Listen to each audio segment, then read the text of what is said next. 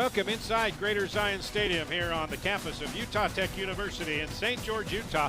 Let's play some UAC football. It's Utah Tech and the Tarleton State Texans. Hi there, everybody. Rod Zundel along with Max Christensen here. Trailblazers come in with a record of 1-5. Tarleton State, Max, they are third in the country. They're undefeated. On paper, this doesn't look like much of a matchup, but on paper, a lot of the matchups for Utah Tech hasn't looked great this season. They're fifth top 25 ranked team that they've played. But in 3 of those games, they had the ball in the fourth quarter with a chance to tie or take the lead. So none of the games on paper look great, but you don't play football on paper, Rod. All right, we're about ready to get things started here in St. George, Utah. Utah Tech won the toss. They elected to defer until the second half, so we are ready to get things going in St. George, Utah. We have some breaking news as far as Tarleton State is concerned as the ball falls off the tee. Ilya Ubaidov just kicked this thing away. Last time Tarleton State was here in St. George, 2022, and Utah Tech got the win, 34-28. And Victor Gabalis, who was the quarterback for Utah Tech, is now the starter for Tarleton State. However, Victor Gabalis is not expected to play tonight, missing his second straight game with a lower leg injury. So Daniel Greek is going to be the starting quarterback. Last week in the start, 29 of 41, 16 of 73, and he had over 200 yards, 3 touchdowns. So he's going to get his second straight start in place of Victor Gabalis. Big news for Tarleton State. Trey Page and Caleb Lewis, the running backs, will not play because of injury. So the Texans will be without their starting quarterback and their 2 main running backs. The play-action pass, Greek across the middle, ball in the air, tipped off and picked off by Devin Perkins at the 34-yard line. And Devin Perkins, for the second consecutive week, gets an interception, and Utah Tech in business deep in Texans territory. The Trailblazers, if they wanted a chance to hang with the number 3 ranked team in FCS, they had to get started and get started early. What better than the first play of the football game? A tip, a pick, and the Trailblazers starting plus 35-yard line going in, trying to get some points on the board to start the night. Utah Tech will go with redshirt freshman Bronson Barbin, a local kid out of St. George, number 8. Second consecutive start after missing the last 2 with injuries. He's got Asa Chapman in the backfield. Last week, Barbin, 15 of 28, 199 yards. Quick hitch out to the tight end, Caden Eggett, and he's going to be knocked out of bounds at the 27-yard line. That's a 6-yard pickup on play number 1. It'll be interesting to see the offensive approach that the Trailblazers take tonight. They've tried to establish the pass, but really they focus on the run game. But the problem is if the run game shuts down, they don't have a lot of offense. And so we'll see, can they get the run game and the pass game going early, especially trying to pick up some points. Keys to the game for Utah Tech on offense, third down conversions. The last 2 games, they're 8 for 28. Barbin, and he is nailed just as he released the football and falls incomplete. Looking for the tight end there, number 80, Eric Olson, who had a career week last week. 5 catches, 107 yards, touchdown. So they might be looking to highlight him, and it looks like they're bringing in Reggie Graff, number 5 at quarterback. A little bit more of a running aspect for the Trailblazers. Todd Witten, the head coach for Tarleton State, said they have had trouble maintaining and containing running quarterbacks all season long. Reggie Graff fits that description. He's going to roll left, throw back to his right. He has Eric Olson inside the 20 and knocked out of bounds inside the 15 for a first down. Again, that misdirection, roll left, throw right, it's worked for the last 3 weeks. Yeah, Rod, as you said, they've done it for the last 3 weeks, and they've been pretty successful on it. Again, Reggie rolling to his strong hand, was able to throw back across to Eric Olson. As we mentioned, they're probably going to look to target him early and often, especially down here in the red zone. Third down conversion for Utah Tech. Their goal was to keep the ball away from this high-powered Tarleton State offense. 1st and 10 at the 13. Graff fakes the handoff, takes it right up the middle, inside the 10 to the 8. That's a 5-yard quarterback keeper. And somebody lost a hat. Looks like number 26 down there in the fray. And he about ran off without his hat. Referee said, hey, I've got it. Yeah, so 26, Brandon Tolbert. Big defensive end, 6'1", 295, senior. A lot of seniors on this defense for the Texans. Very good, very experienced team. 2nd and 5. Graff still in at quarterback.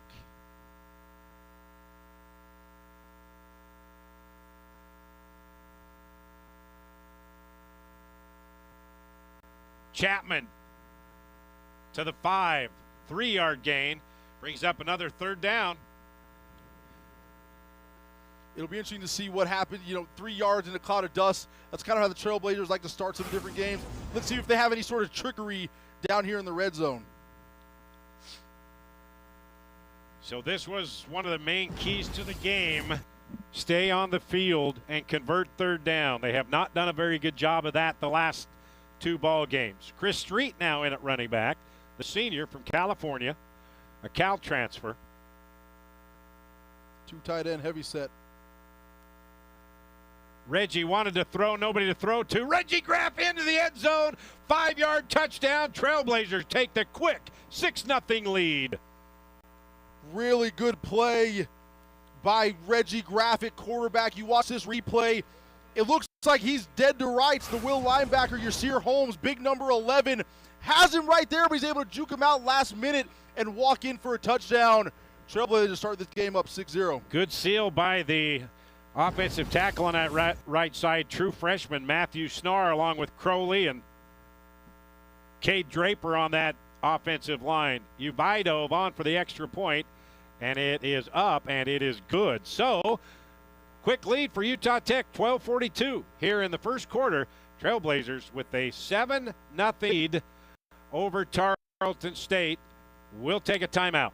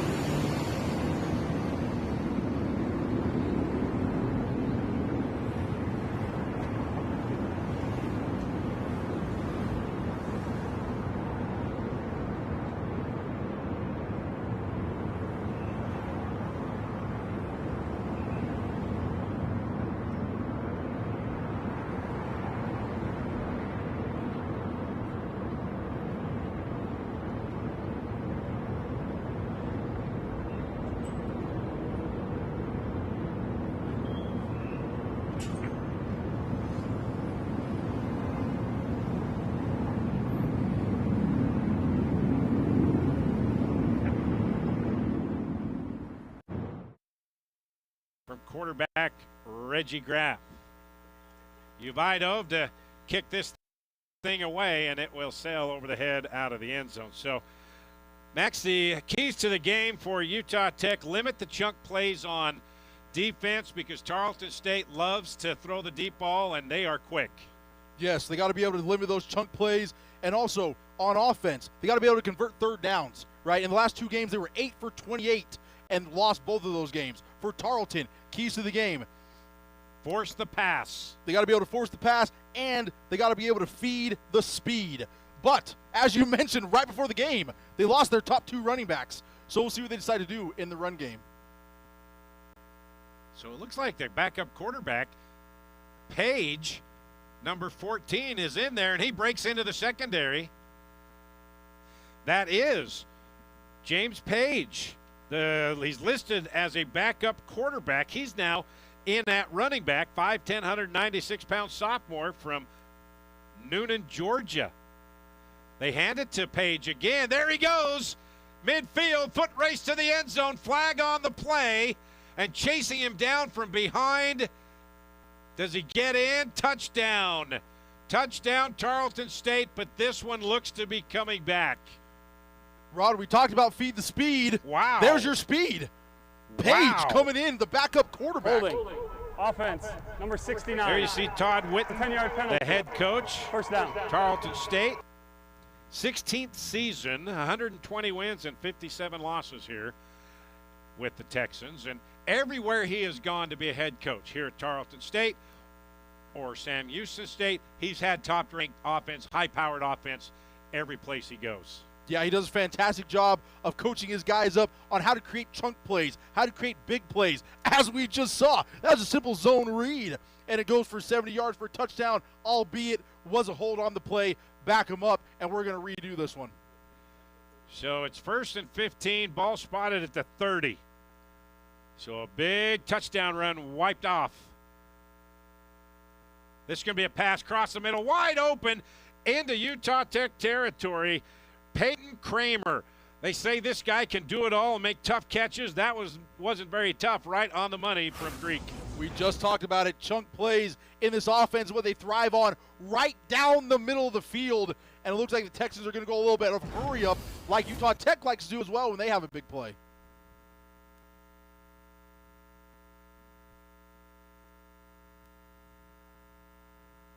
Page finds some room.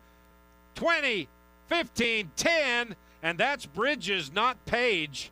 And that's Braylon Bridges, and we are seeing why this is one of the top 5 scoring offenses in the country. I don't think we've noticed that their top 2 running backs are down yet, Rod, because both of the backup running backs have come in and broken big-time runs.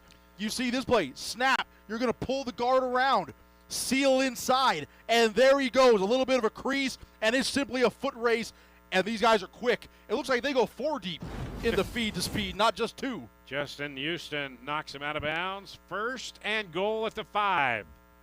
The Wildcat quarterback action. Page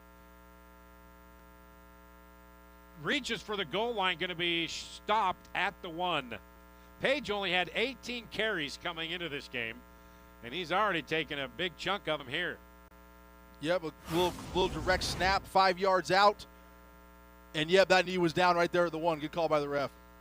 So between Trey Page and Caleb Lewis, the 2 main running backs, that is 178 yards rushing combined as Tarleton State gets in the end zone. James Page, the backup quarterback, converted running back with the injuries, has it a 1-yard touchdown. Great answer for Tarleton. Great drive by Page.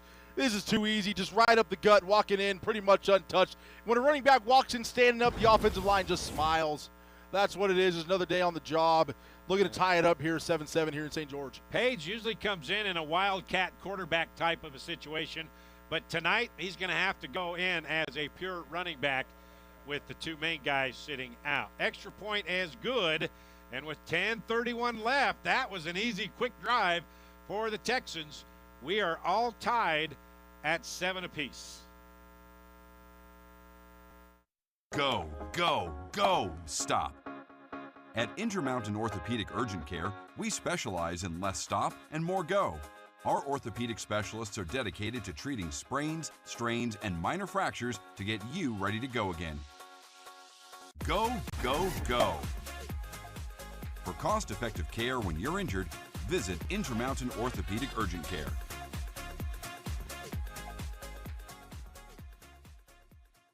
With 12,000 trailblazers enrolled every year, Utah Tech University is a force to be reckoned with. That's a lot of people looking for a place to live. SouthernUtahRealEstate.com has got you covered, featuring thousands of listings for both buyers and renters. It is the most complete, most accurate, and most comprehensive property search in Washington County. With SouthernUtahRealEstate.com, everybody wins. Find your home at SouthernUtahRealEstate.com. I feel like UAC football is grit, determination, and fight because we got a lot of great teams in our conference. I believe that there's guys all in this conference who can go play at the next level. USC football is big-time football. A lot of great teams, a lot of good competition. It's the most competitive conference, I think, in FCS football, and it's home to me. It's competitive, it's exciting, it's a league to watch. Anybody can win on any given week, so you better come prepared. UAC football is nothing but competition. Endless fights, endless battles, endless wins, losses. I think it's one of the top, if not the top, FCS football conference in the nation. UAC football, to me, means rivalries and games every single year, multiple games that I circle on the calendar that I know are going to be so much fun because it's always nitty and gritty with them.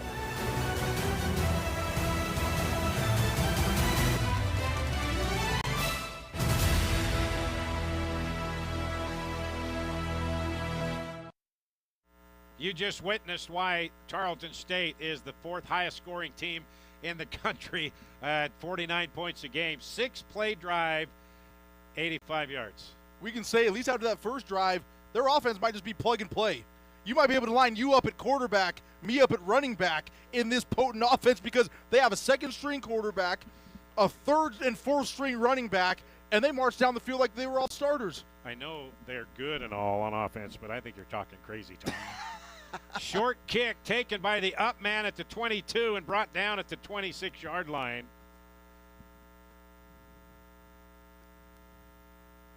And that was number 97 for Utah Tech, getting his first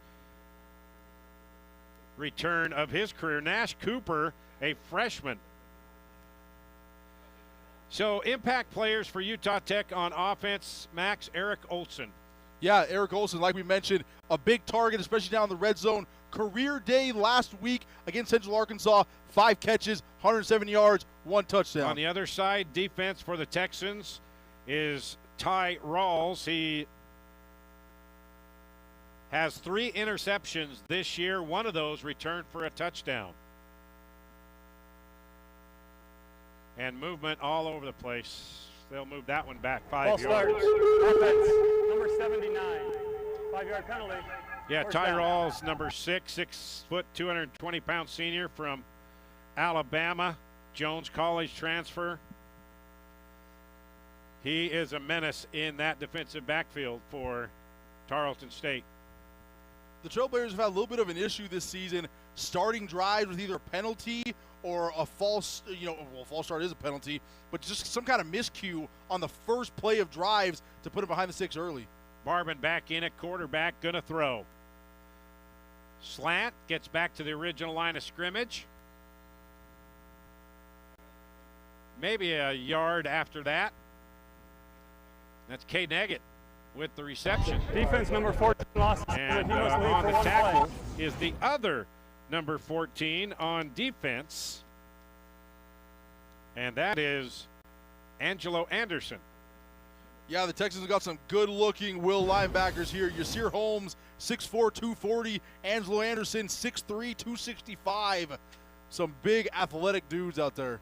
2nd and 9 for Utah Tech. Their own 28. Jet fly sweep. It's a reverse to Shamar Garrett. Gets away from a couple of guys and across the 30 to the 31. And, boy, the Texans had him dead to rights for a loss, and Shamar was able to dance his way for something positive. Yeah, number 27 for the Texans, Steven Woods Jr. does a really good job of forcing this play back to his guys right there. You see, he didn't make the tackle, but he forced it back into where his help was, or else that could have been a massive play. He didn't even know that ball was coming until he turned around. He said, whoa, hey, it's coming back to me. There it is. 3rd and 6. Barban He was tapped as he threw the ball to Asa Chapman, and there you go. That's the third down conversion that's have hurt the Trailblazers. They're off the field. They're going to give the ball back to this high-powered offense. And that's the easy throws that we talked about. Barber needs to convert on easy pitches and catches, and he hasn't been able to do that consistently yet here in 2025. Ryan Marks, the Utah State transfer, back to punt this thing away.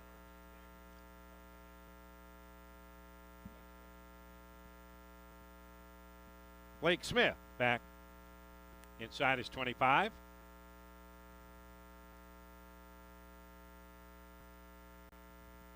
Oh, what a boomer.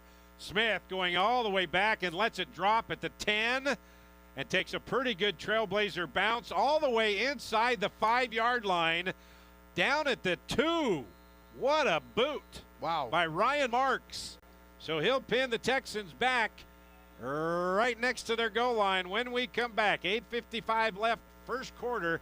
We're tied at 7.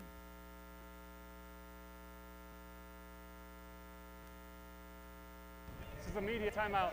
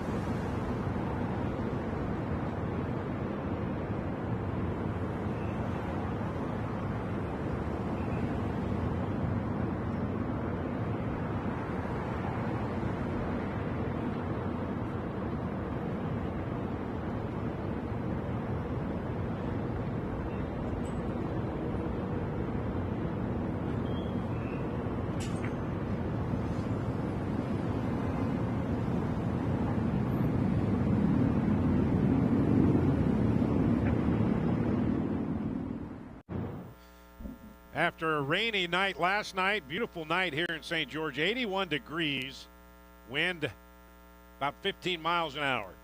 So the Texans start on their own 2-yard line. They give it to Page, and he is stacked up after about a 2-yard gain. Cody Carlson with the stop. And they'll say he's out to the 5-yard line, so that's a pickup of 3. Little extra shove by Carlson there at the end, holding his hands up, telling the ref, hey, yeah, we're good, we're clean.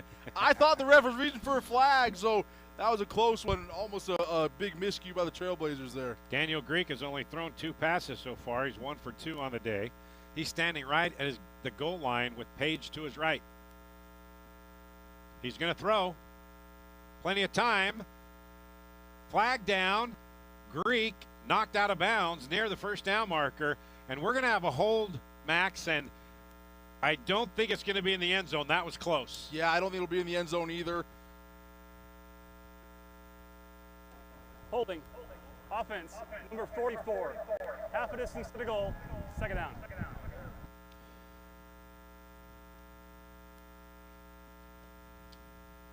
So holding on Danny Joyner, the tight end, but it was at the 2-yard line and not in the end zone for a safety. So that'll be about a 3-yard penalty or so. It'll be half the distance to the goal there. But yeah, Greek right there at the end of the play, though, lowered his shoulder. Looks like he's not afraid of contact whatsoever. Well, he's 6'2", 6'5", 225. 2nd and 10, right up the middle, out to the 10-yard line. Chesnicka on the tackle at James Page. Defense number 2. Man, this Page, they're going to say, why weren't we playing him before? Well, it's because they had two guys apparently in front of him that were better. That's scary. That is scary. That's the crazy part. So 3rd and 2. Need to get across the 12 for a first down. Opengawe comes on the blitz. They run right into it. And Page just powers over a red jersey for a first down. That was Dalen Love that he hit right in the chest and pushed back for a first down. And that's another thing that Coach Anderson was talking about, that the defense the last 2 weeks not able to get off the field. Right there is a prime example. Absolutely. And Page and this O-line are doing a fantastic job to start this game. We're seeing a lot of O-line movement, climbing to linebackers, getting to safeties. They've done really well. Hunter Smith, Jordan Love, Braden Smith, Kurt Hatch, all doing a fine job. The front 5. Page, again, no, this is a different running back this time. And with all these new running backs, we're going to have to go to our Going deep into the roster. Going deep onto the roster. That's number 39. That's D'Angelo Rosemond, a senior out of San Antonio, Texas. All these guys can dance. I mean, and all of them can break tackles and are falling forward, and they're doing a great job. This is almost a masterclass by Tarleton up to this point on how to develop a run game no matter who is playing running back. 2nd down and 7. Trailblazers showing blitz with Opengawe on the left side. It's going to be a pass out in the flat the other way, and it's going to be enough for a first down across the 25. And that's Trayvon West, the 6 foot, 175-pound senior from Fort Worth, transfer out of Oklahoma. Easy little pitch and catch there. That maybe that's what gets Greek going here. The corner playing way off, and just again easy pitch and catch for a first down for the Texans. Ball at the 26-yard line for the Texans.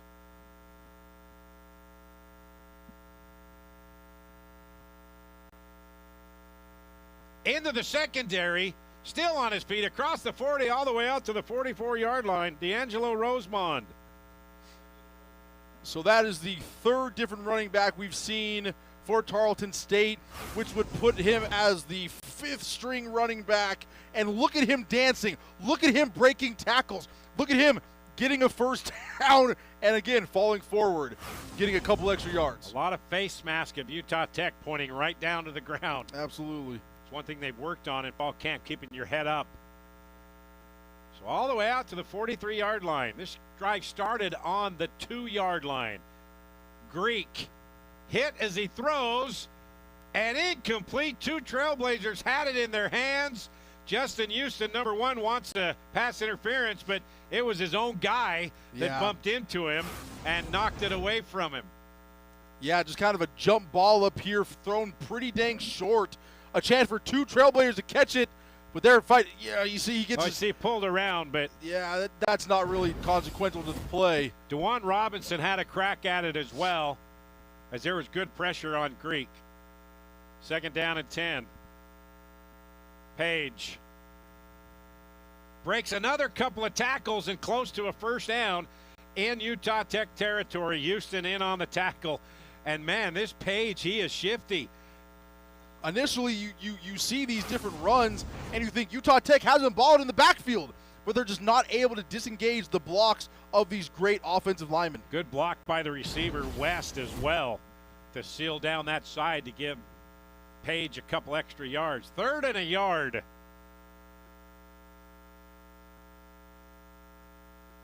Page again, first down, 45-yard line. Houston again on the tackle. And I can't put enough emphasis on this. You see what? I don't think we have seen a running back for Tarleton State fall backwards or get tackled backwards yet tonight. Again, it's a 2-yard gain, but he's falling forward, which gives him 4 yards, which gives them a first down. Well, that's why they average over 220 yards per game on the ground, one of the tops in the country. So Braylon Bridges now in at running back.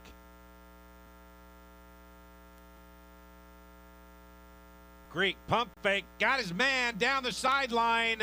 Incomplete. R.J. Jones, the UCLA transfer, or was that DeJuan Robinson? DeJuan Robinson reaching up at the last moment. Man, he had trouble last week getting a lot of playing time, the true freshman. He had a baptism by fire last week against Central Arkansas, but played that well. Yeah, he did a great job of recovering. You see him stumbling here, and he's able to just barely get a fingertip on that to bring up that pass. Greek a little bit late and behind on that ball. If he would have had him out in front, that'd have been 6. 2nd down and 10. Bridges. There he goes again, close to another first down. Going to be a yard shy. Jones, the UCLA transfer, on the tackle. Boy, Again, they're patient too, Mac. Very patient. And the O-line just opening holes. They're pulling guards around almost every play. And you see that pancake block. So 3rd and a yard at the 36-yard line. Trailblazers have yet to stop this Texans offense.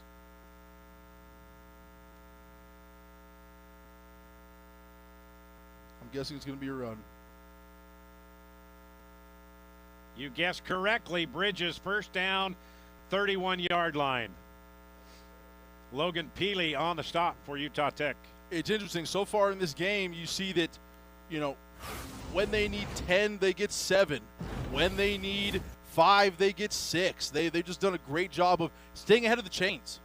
That's what they do best in this offense. Stay ahead of the chains, stay on schedule, as they call it, in order to continue to convert. Impressive, the patience of all of these running backs. They just wait for that hole to open up. Greek caught, 4-yard line. Big play, 1st and goal. Robinson on the coverage, but Marquise Willis, 6'2", 215, junior from Atlanta, got him 1st and goal. With an offense like this, the play action is going to be so effective because of how well they run football. And so you see the safeties and corners suck up, creates massive passing lanes for the offense, which gives them a 1st and goal at the 5-yard line. There was a 6 different running back in there. That was a 6, geez. So 1st and goal at the 4-yard line.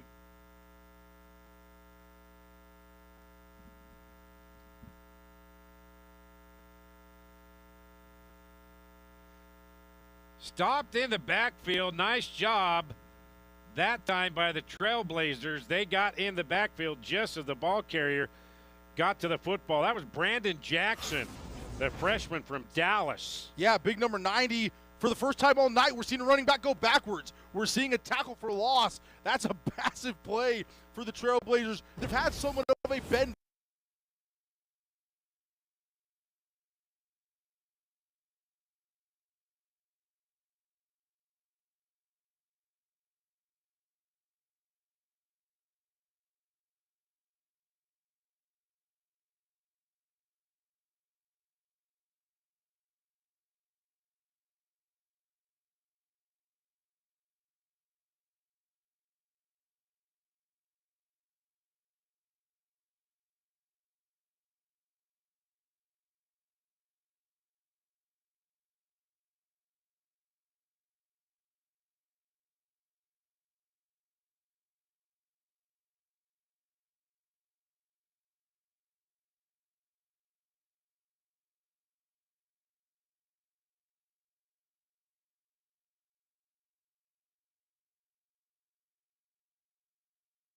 Back pass. Touchdown, Danny Joyner, his 2nd TD of the season. And Trailblazer did not expect that.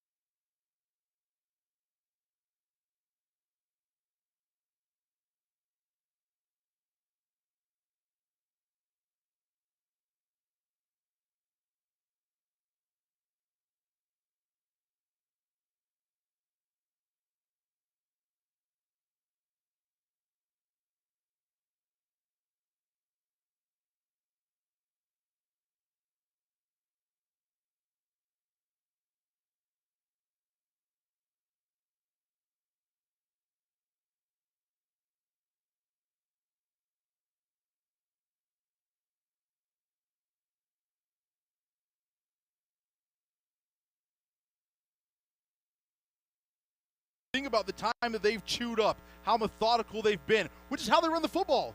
Every play has just been a handoff, pull the guard around methodically, and just kind of wiggle our way through the Trailblazer defense, and then all of a sudden they go from their 2-yard line to the end zone.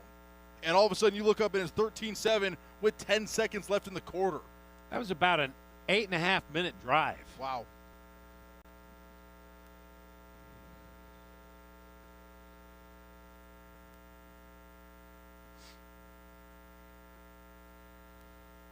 So the Texans will kick it off with 10 seconds left here in the first quarter. Let's see if they do with a short kick as well. Shamar Garrett, Jakale Mitchell back to receive the kick.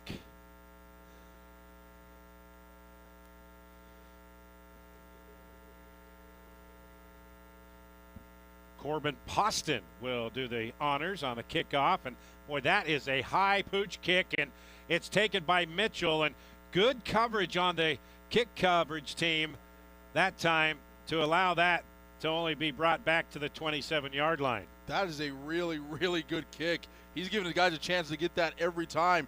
And you see the wind is coming against that kickoff because he kicks up in the air and it kind of just hangs there for a minute. So it gives his guys, 1, a chance to cover, and 2, a chance to force a turnover. That was like one of your sandwich shots where he got up in the air and the wind just kept pushing it higher and higher. Yeah, so that kickoff's going to be something to watch for the rest of the evening, I think.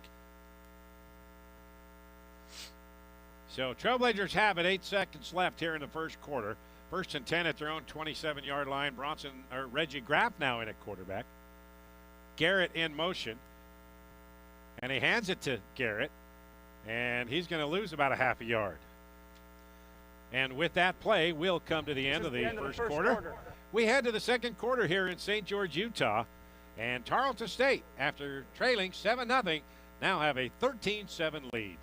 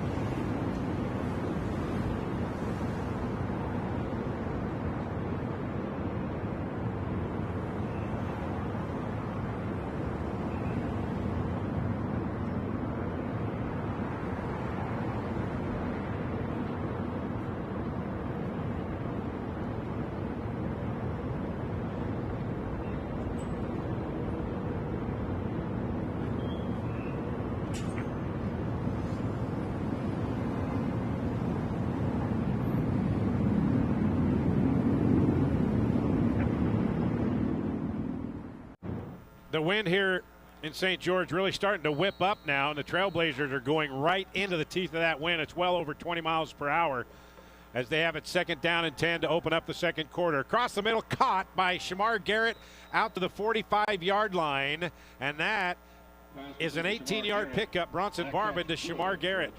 And for Shamar Garrett, that's only his 9th catch of the year. Wow. Barbin did a pretty good job of cutting through that wind, and like you said, Rod, it's starting to pick up a little bit and whip around. So we'll see how that affects the passing game on both sides.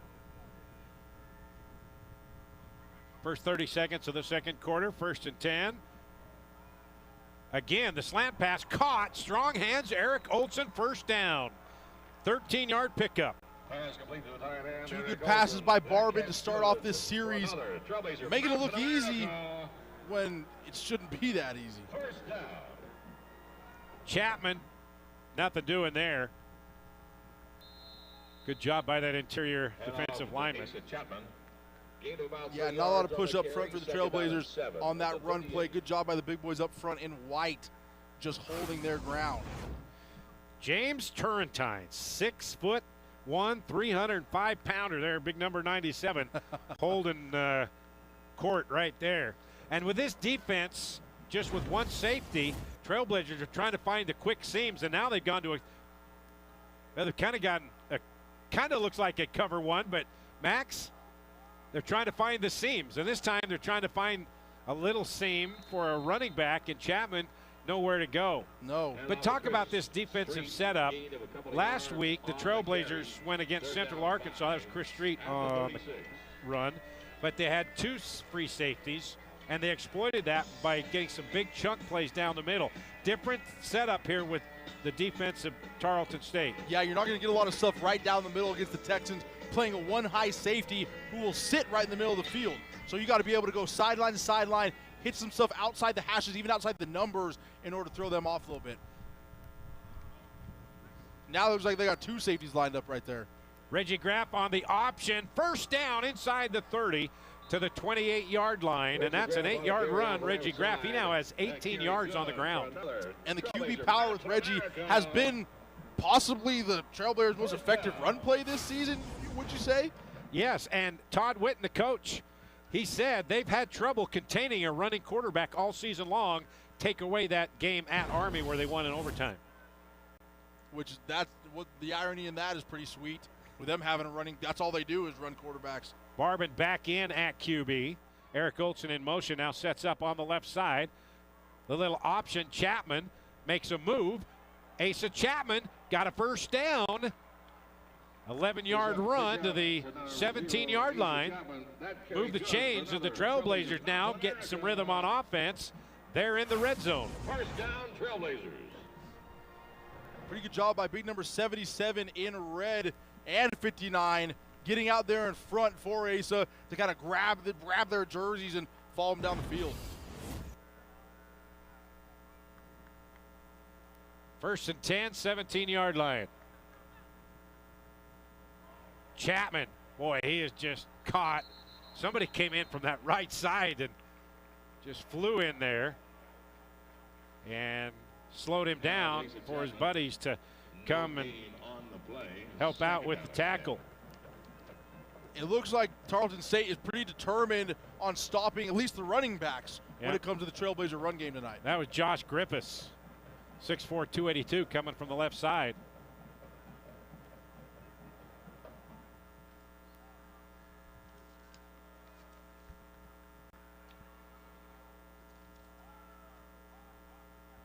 Second and 10.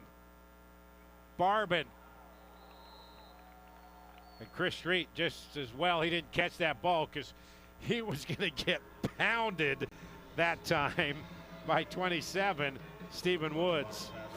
Boy, and on the replay, you see number 11 coming off the blind side. You see her Holmes almost got there for the strip sack or at least a fumble that could have been caused. He was about 6 inches away from getting his big paw on the football. So it's 3rd and 10. Barbin inside screen, nowhere to go. Shamar Garrett, nice job that time by Omar Emmons, 5'9", 170-pound senior. So bring on the field goal unit. Ilya Ubaidov as that screen.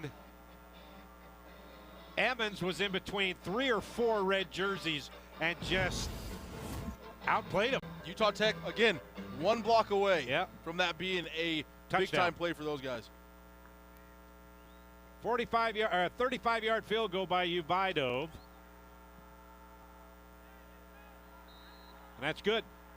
So Trailblazers tack on 3 more. That was a 6-play, 36-yard drive. Actually, a 66-yard drive. Timeout, 13-10, Tarleton State. If you haven't seen Utah Tech University lately, chances are you haven't seen it at all. With hands-on polytechnic learning across 300 academic programs, 30 new and renovated state-of-the-art facilities, the most affordable university tuition in the state, and 300 days of sunshine. Why look anywhere else? Discover why Utah Tech was recently named one of Education Magazine's 10 prominent universities and colleges to watch. Join us and experience the active learning, active life difference at Utah Tech. Dijimos que nunca romperíamos la regla de los 3 segundos. Nunca haríamos esto. Y nunca nos convertiríamos en una mamá con minivan. Como padres decimos nunca sobre muchas cosas, pero los nunca a veces suceden. Así que, aunque digas que nunca dejarías a tu hijo en un auto caliente, es algo que puede suceder. Antes de alejarte del auto, siempre para, mira, cierra. Luxury is created by the best designers and engineers in the world. They dedicate their time and effort to only creating the best possible outcome. Every step they take has been finely tuned to successfully create the most beautiful result. Your smile should be no different. Precision Dental Specialties, hand in hand with your general dentist. Know your worth.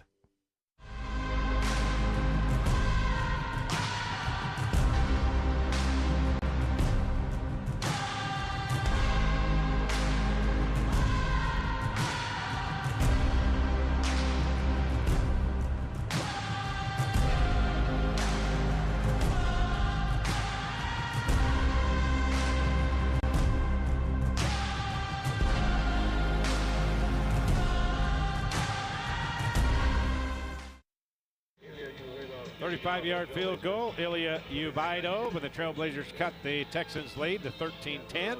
10-10 left here in the first half. Trailblazers set to kick away Ubaidov. The little squib kick into the wind, and it's picked up at the 19-yard line. Good return all the way out across the 35. Kickoff taken by number 47. And so good position to start this drive for the Texans. And that was Charlie Robinson, a backup tight end from Lubbock, Texas. Texas Tech transfer on the return on the squib kick. Old school 47 wearing the cowboy collar. You don't see a lot of those these days. That looks like a big fullback coming down the pipe. And he delivered some punishment as well. So ball at the 36-yard line, 1st and 10. Just over 10 minutes left here in the first half. Daniel Greek at quarterback, second straight start in place of Victor Gabalis. Page again gets through the line of scrimmage out to the 34-yard line or 39-yard line. That's a 3-yard pickup. Wrapped up by number 25. Look at how patient they are on this zone read. And number 23, Rivermore. Second down. Maybe. Jordan Love and Kurt Hatch on that right side, giving him some space. Greek, sideline, first down. And that was Corey Jackson, a junior out of Richmond, Texas. Yeah, pretty good throw and zip by Greek, throwing it out there past the numbers. Pretty good job by the O-line, giving him some time as well. River Moore is getting a lot of time because Jeremiah Jamo, the original starter in at corner, is not able to play today because of injury. Here comes the blitz right up the middle, and they run right into the blitz, and Page across midfield down to the Utah Tech 48-yard line. That's a 6-yard pickup. Boy, that right side of that offensive line is doing its job. Braden Smith and Kurt Hatch. Another methodical drive starting here for Tarleton. Greek. Just a little hitch pattern, a couple of missed tackles by Utah Tech. Ball on the ground, and Utah Tech has recovered. Trailblazers get the football back thanks to a defensive strip, and we got a flag on the play.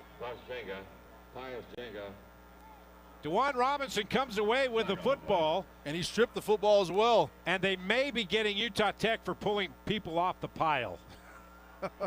Maybe, but that's a fantastic play by the young kid there, number 31.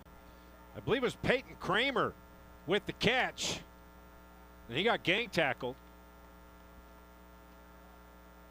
Because you'll watch him break a tackle. The ruling on the field is a fumble recovered by the defense after the play was over. Unsportsmanlike conduct. Utah Tech, number two, is first of the game. 15-yard penalty. It'll be Utah Tech's football, 1st and 10.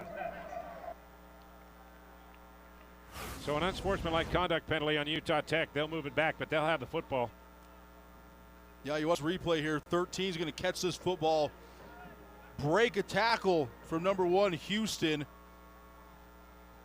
And then 31 in red comes in, twists him around, and strips the football right there and also falls on it. Yeah, so I think that they were trying to pull people off the pile. Didn't see it there, but I believe that was the call. Yeah. So 1st and 10 all the way back to the 22-yard line. Reggie Graff, he's going to run, got a little bit of room, but it closes quickly. And Reggie has it out at the 27-yard line. Reggie Graff in at quarterback. Boy, there was a big hole that opened up, and then it closed quickly. 2nd down and 5 at the Yeah, we've said his name quite a bit tonight. Number 11, Yasir Holmes, has been all over the field tonight.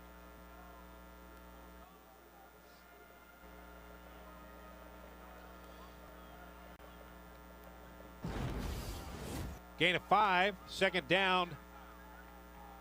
5 yards to go at their own 27-yard line. Graff still in at quarterback. He's going to run again, runs into a couple of white jerseys and falls forward. Going to be about 1.5 yards shy of the 1st down, bringing up into 3rd down once again. And this is where Reggie Graff becomes so dangerous at quarterback. Went into 3rd and short, because then you truly have a run-pass option back there, as you just saw on this play as well. Pass. 97. Well, that was a scary sight, Max. He was just like Godzilla fighting through a couple of exotic animals trying to get to the prey. Wow. And hey, as a defensive tackle, that's sometimes what you got to do to make a play. 3rd and 1 yard. Trailblazers 3 of 5 on 3rd down tonight. Chapman chugging the legs, trying to get to the 1st down. Needed to get across the 32. He's going to be close. I think he's got it. Not by much, but I think he has the 1st down. Yeah, they're going to move it, but by half a football maybe. So move the change for Utah Tech. Lance Anderson in his 2nd season here at Utah Tech. Of course, he spent a number of years as the defensive coordinator for David Shaw at Stanford. Trying to build this program in the Division I area. Both of these schools went from Division II to Division I at the same time back in 2020.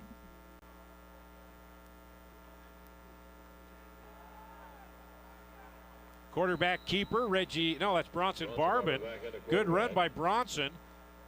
He's got a 7-yard pickup to the 40. Yeah, that's usually a play that Reggie Graff will come in and run, but Barbin using his legs to get some pretty good yards on that play. Last week, he did have 5 carries for 22 yards, and he had a long on 4th down and 20, ran it for 23 yards. So he does have some pretty good wheels for a tall dude. He's 6'4", 215-pounder. So ball at the 40. Under 6 to play here in the 1st half.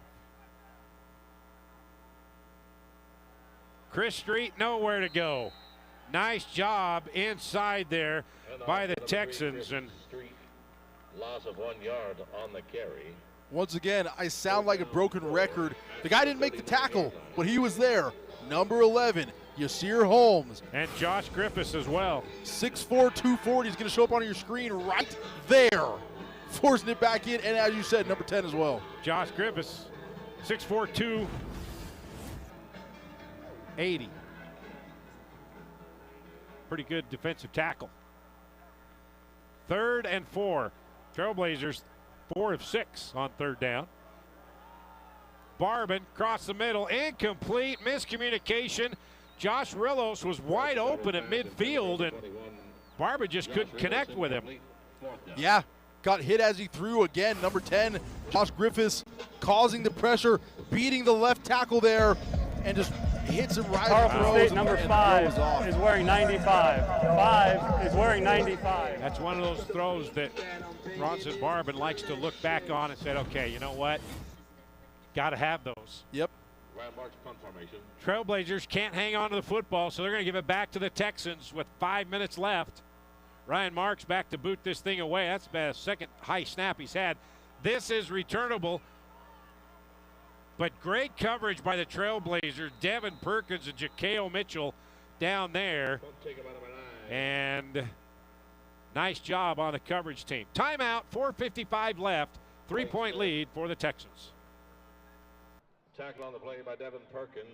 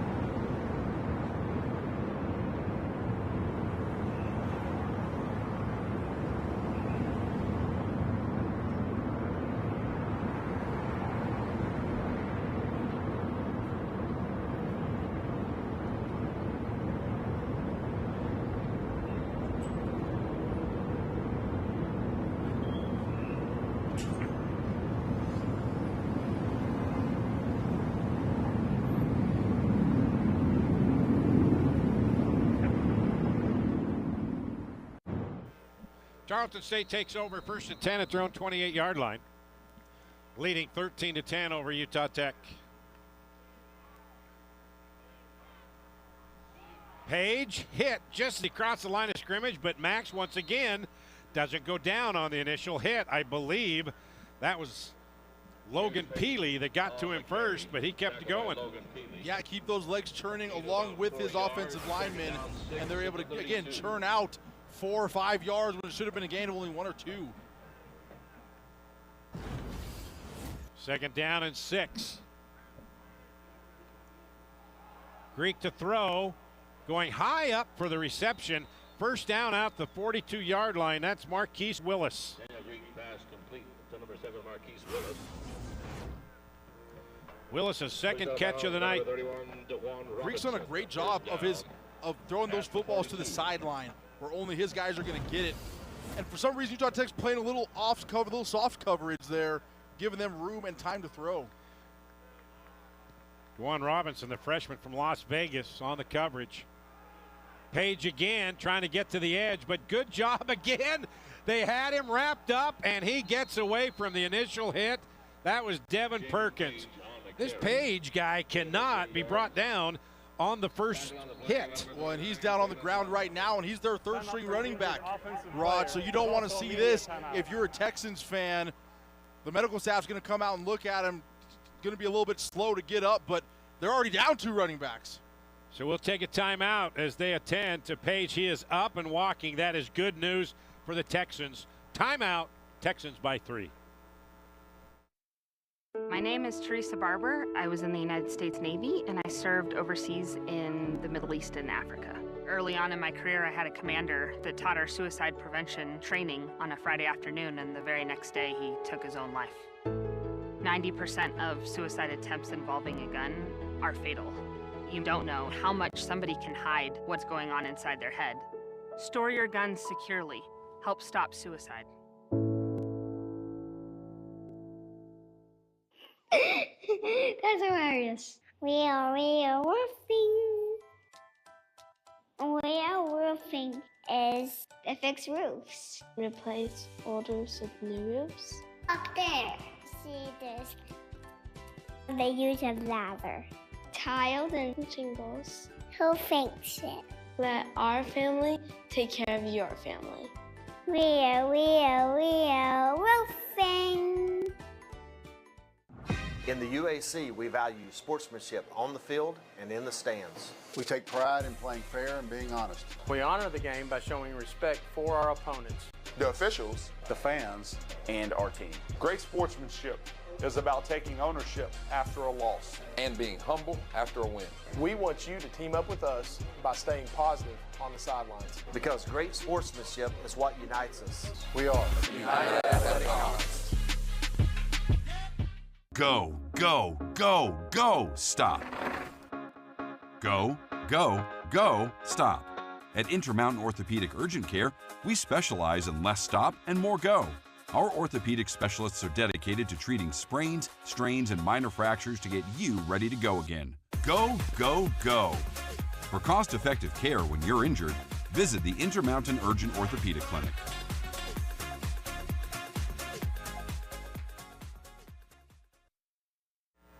So James Page able to walk off under his own power. D'Angelo Rosemond now comes in at running back on 2nd down and 7 from their own 45-yard line. Daniel Greek at quarterback. Hands off to Rosemond. Tries to get around the left side. Oh, what a move. Another move.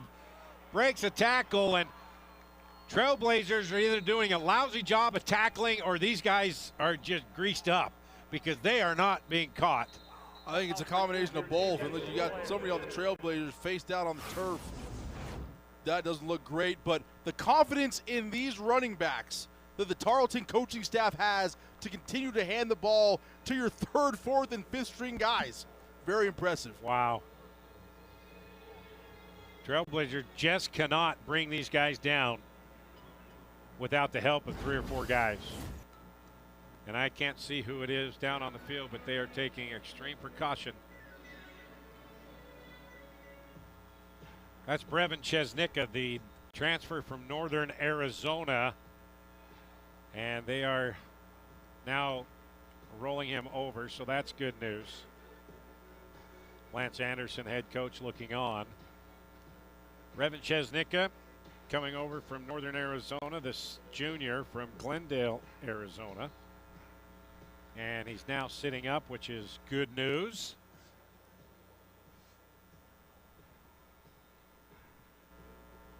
And he's able to get up and walk off under his own power, so that's good news. The Trailblazers already down a defensive back in Jeremiah Jamo and also Ryan Tuaolo. So they're down 2 starters in that defensive backfield. As Chesnicka looks to be shaking it off. No media or medical personnel around him. He said, leave me alone. Yeah. So let's see if we can see what happened here. Don't even see him in the picture. Right there.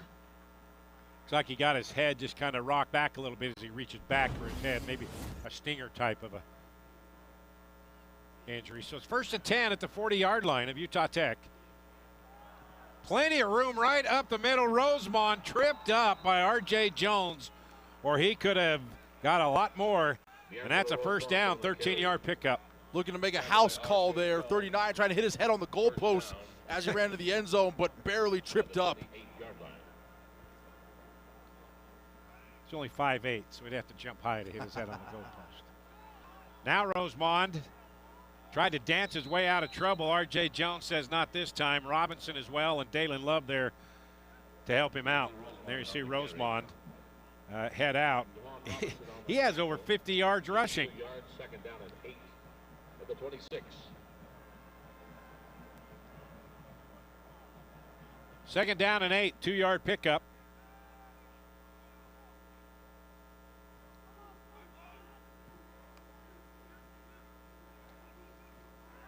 Bridges, there he goes, inside the 20.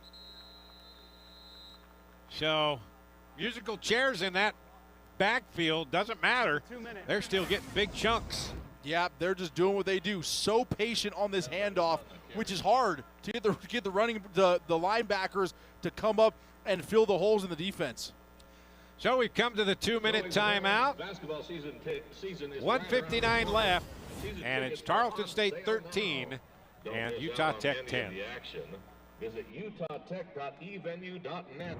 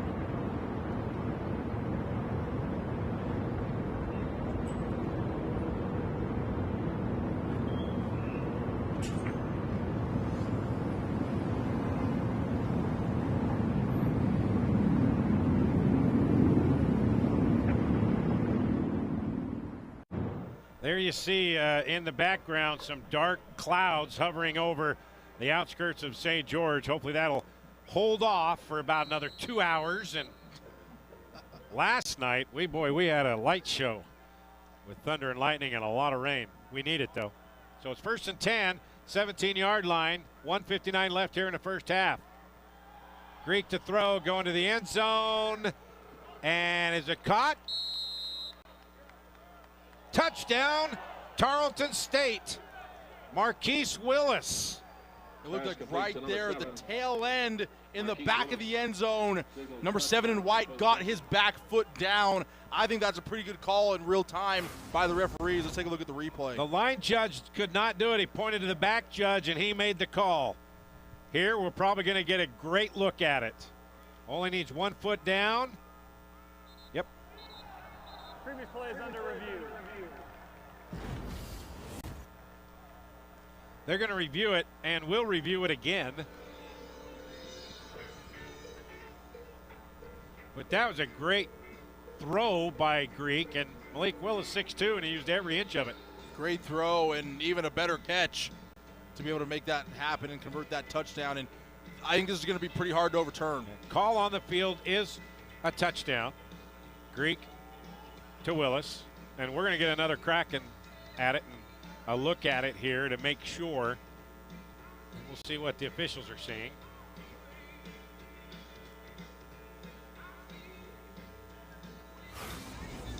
Okay, here we go. We'll see it from this angle. That other angle was a great angle as well. See, he Caught it. Oh, yeah. Well, I think that was his foot. It's gonna be the timing of it.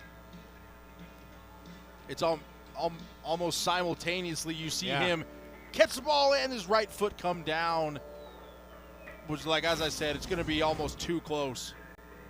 All right, let's see if we can do super slow-mo from Super Sammy, our director. Okay, there it goes. Right there.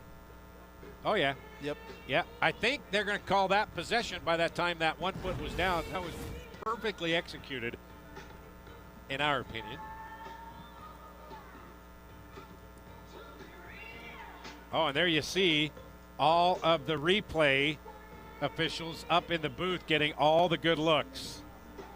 Nicely done. Great work by our Utah Tech students. So this is what they're seeing when they're there under the hood, huh? This is what they're seeing, and they're still taking a good look at it. Great job by our Utah Tech students. We have one of the best crews in the conference, I would say in the country. Amen to that. They get great experience and tutored well with some of the best. Here we go. Here's a call. Has been overturned to an incomplete pass. Wow. It'll be second down at the 17. Wow. Reset the game clock. 1-5-4.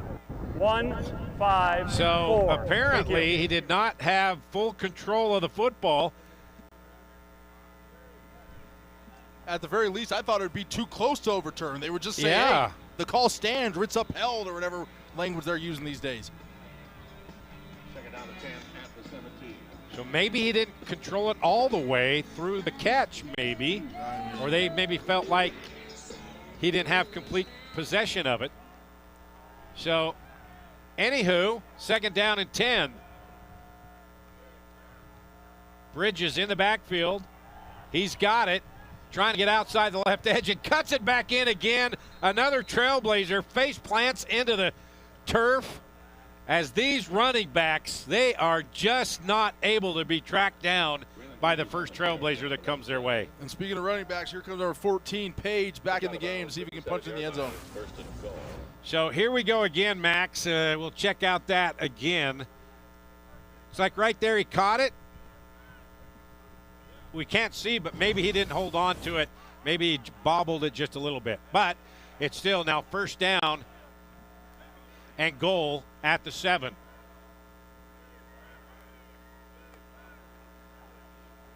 Page. James Page, 1 yard line. Second down and a yard for the touch. Cody Carlson on the tackle, as well as Marley Sagapolu for Utah Tech. Patience is the theme. You see the D tackle for Utah Tech, it's up the field so far that that's what creates the crease and the running lane. Braden Smith pulled from that right side and kind of plowed the field. Right up the middle, Page, touchdown, Tarleton State, his second of the night.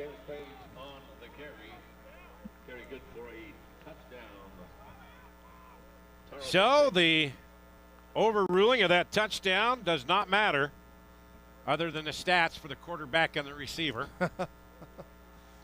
And it's a 19-10 ball game with the extra point coming up. Again, just muddying it up there on the inside. You just need a 1 yard gain. They've been doing it all night long. Jordan Love just pushing everybody to the right side. Holy moly. There. Jordan Love, 6'2", 290, and he just pushed everybody to the right side. Extra point up and good. So we got 1:16 left here in the first half. It's a 20-10 ball game. So, Max, what have you thought about this first half? Has it gone the way you thought it would? Not from the extent of the personnel, per se. Right? You're thinking Victor Gabalis is out. You have the senior Daniel Greek coming in at quarterback. Experience, he's won some games. But you think, okay, they're going to keep it on the ground. They have a guy who averages 198 yards a game in Trey Page starting at running back, and another good running back backing him up. We get word right before kickoff, both of those guys are out. So you're thinking, oh man, they have a backup quarterback. They're going to start their third string running back. Who's a quarterback? Who's listed as a quarterback? What is their offense going to look like? They haven't missed a beat. This is the offense we expected to see. Yeah, they've only punted one time tonight. Yeah, and maybe they're taking a little bit more of a ground game. No, they haven't punted at all tonight. Wow.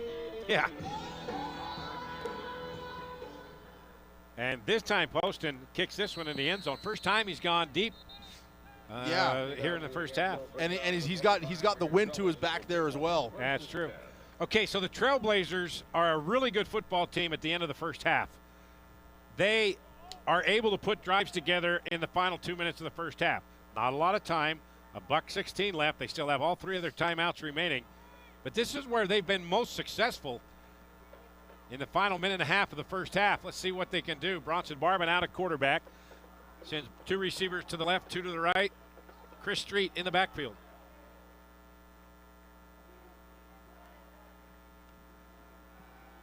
Barban across the middle, caught Eric Olson. 7-yard gain. Clock continuing to run. Again, Trailblazers have all 3 of their timeouts left. 1:05 and counting.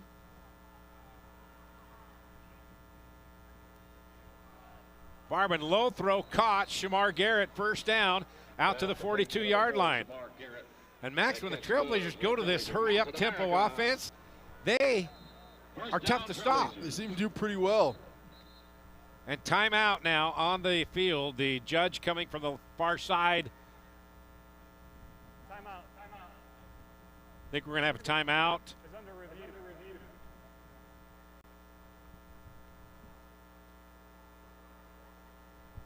No, we're going to review the play on that Shamar Garrett catch. He did go low for it.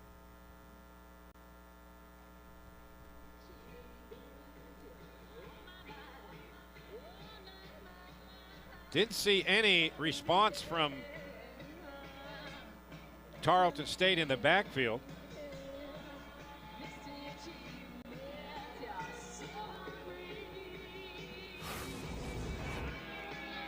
See if we can see it from this angle. That's going to be a tough angle to see. Well,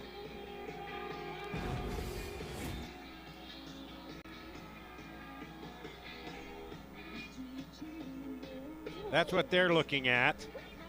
Max, what did you see off that? From that angle, it looks like he corralled it and then he brought it in, but we're 0 for 1 on the night, Rod, so yeah, I'm not 100% let's see here. May sure. see it here. Ooh. Did I see a flash of the ball on the ground, or were his hands underneath the football? I tried to guess already, and I was wrong. So if they're looking from this angle, I can't tell if that bounces off the turf. Me neither. But we're getting a good look at what the replay officials have to go through. It was called a catch on the field. And again, is there enough evidence to overturn it?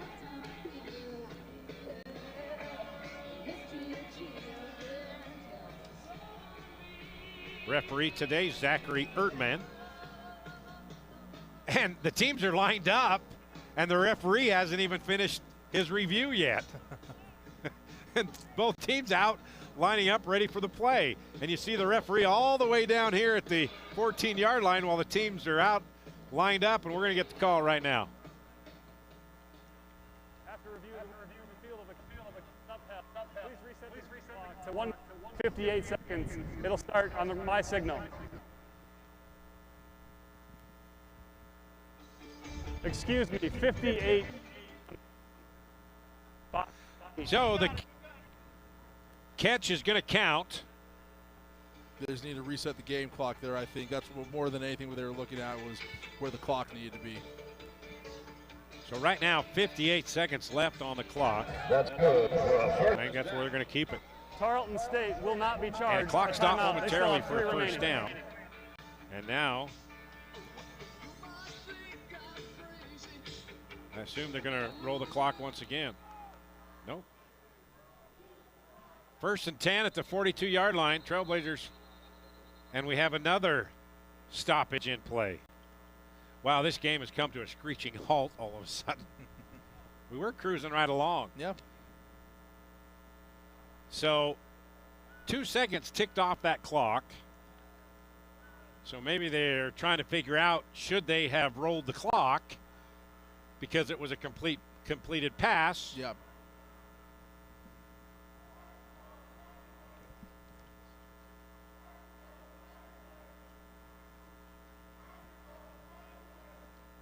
Please reset the game clock to 58 seconds. Play clock will be at 40. It'll start on my signal. Okay, they're resetting the game clock back to 58. So I guess the clock started thinking that they were going to roll the clock, but yeah, not so.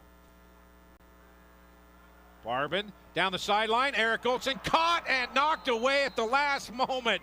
Oh, my goodness, and that's your guy, Max. Stephen Woods, 27. Yeah, what a fantastic play. This is what they teach defensive backs. The receiver's going to run a route. He's going to put his hands up, and when the ball is there, you rip through that right at the last second. That's textbook. That's teach tape if you're a defensive back. And Bronson Barbin, you got to lead him. Yep. Olson had a couple of steps on Woods. So now it's 2nd down and 10. Barbin across the middle. Olson catches that one, and he's brought down at the 45-yard line of Tarleton State. Boy, he is tackled awkwardly there, and he's down. Boy, he was tackled very awkwardly. He kind of rolled over on him. And Eric Olson, this would be devastating for the Trailblazers. Yeah, he is a top target in this offense, and that's the last thing they need for him to go down.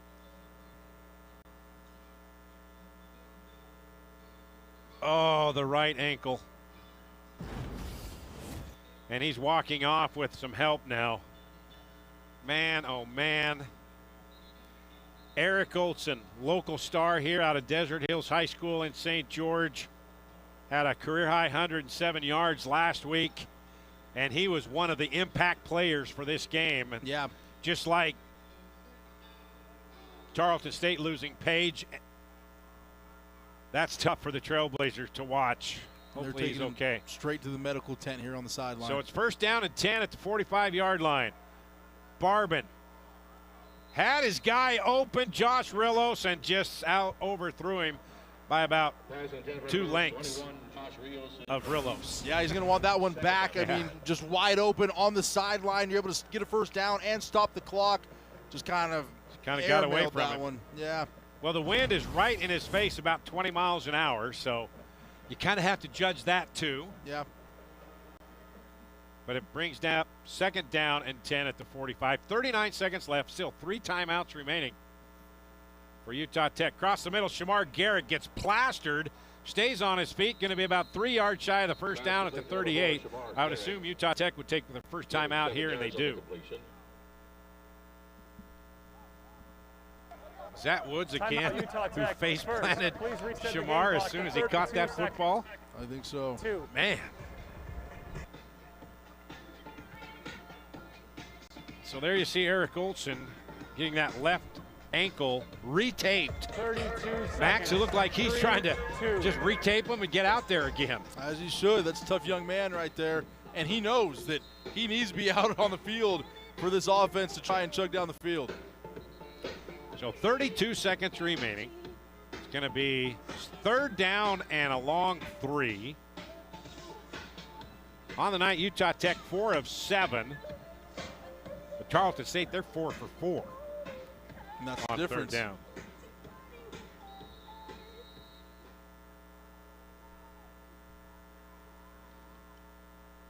Third and 3. Reggie Graff out in the flat, caught. Caden Eggett, 1st down, out of bounds, 31-yard line. 7-yard connection. Reggie Graff, Caden Eggett. And that's one thing with Eric Olson. If he's not able to come back, Caden Eggett, when he gets his chance, he makes the most of it. Absolutely, and that's a good play call. Little rollout to Reggie Graff's strong side. Little pitch and catch on the sideline, and they're going to bring Bronson Barbin right back in at quarterback. Caden Eggett, 6'3", 240-pound sophomore at Davis High School in Kaysville, Utah. Ball at the 31-yard line. Barbin, Shamar Garrett, they are really finding that seam on those slant plays, Max. Yeah, they're doing a pretty good job of it. The Trailblazers are going to take their 2nd timeout. So the ball will be placed at the 23-yard line. It's going to be 2nd down and 2. You thought I was fooling when I said that Utah Tech is very good in the final drive of the first half. No. I mean, we've seen it time and time again all season that they're able to finish first half drives. Now they got to finish fourth quarter drives. UC Davis had 127 yards total offense in the first half, 86 coming in the final 2 minutes on their final drive. Northern Arizona, 2 plays to get into field goal position, kicked a field goal. Idaho, same thing. Last week, same thing. Hey, guess who's back? Eric Olson, back in the lineup. Boy, that did not look good when it happened, and it's good to see him out there. So it brings up 2nd down and 2, ball at the 23-yard line. Reggie, he's going to roll, tries to get out of bounds, and he does, and he gets the first down at the 19-yard line, a 4-yard scamper. Nice patience by Reggie, looking for something, but when there was nothing there, to get the first down first and then get out of bounds. Absolutely, great awareness by him. 15 seconds left. I think you're going to have to take a couple shots at the end zone and then try and line up and kick a field goal if you're not able to convert if you're the Trailblazers. They still have 1 timeout in their pocket.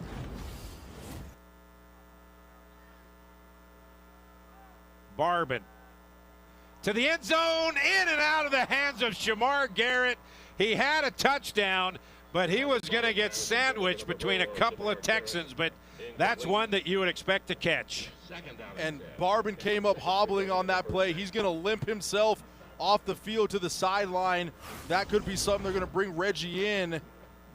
And Barbin has had ankle issues the last couple of weeks.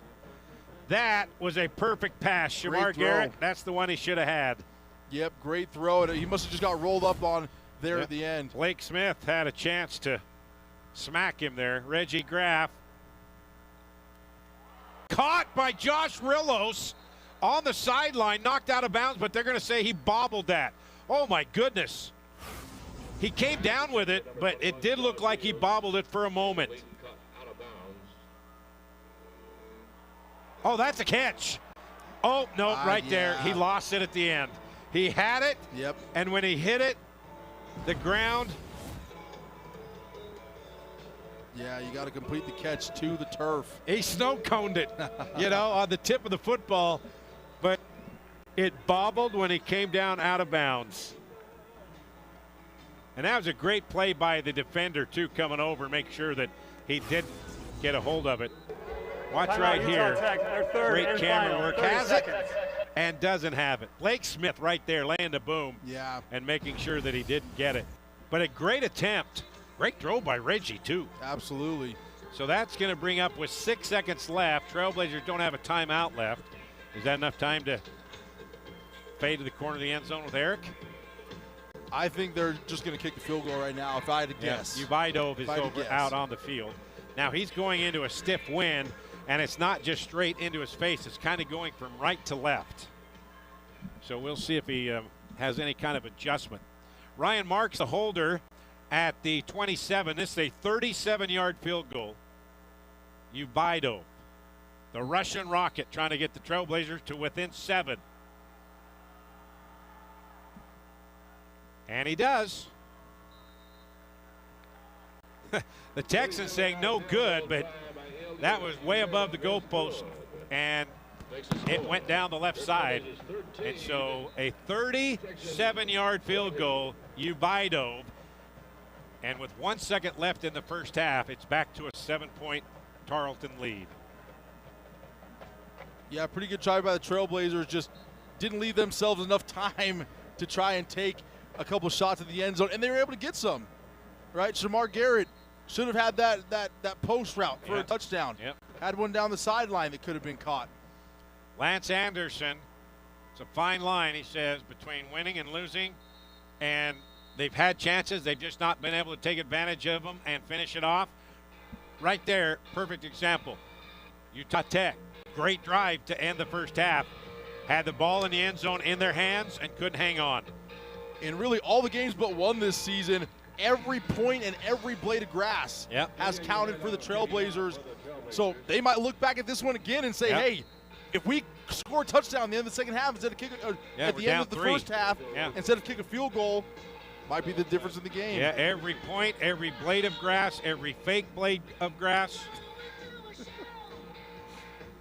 can't remember the last time we played on a field. Little squib kick, and it's brought down, and that will bring us to the end of the first half. So a lot happening in that first half for a 20-13 ball game, Max. Yeah. Thank you. I agree. I concur. I concur, Doctor. All right, yes. We're gonna great analysis, buddy. I appreciate it. Yeah. We're gonna take a break, come back, and we'll analyze that first half. I'm sure it'll be better than what just happened. Back 20-13, Tarleton State over Utah Tech. Come back if you dare.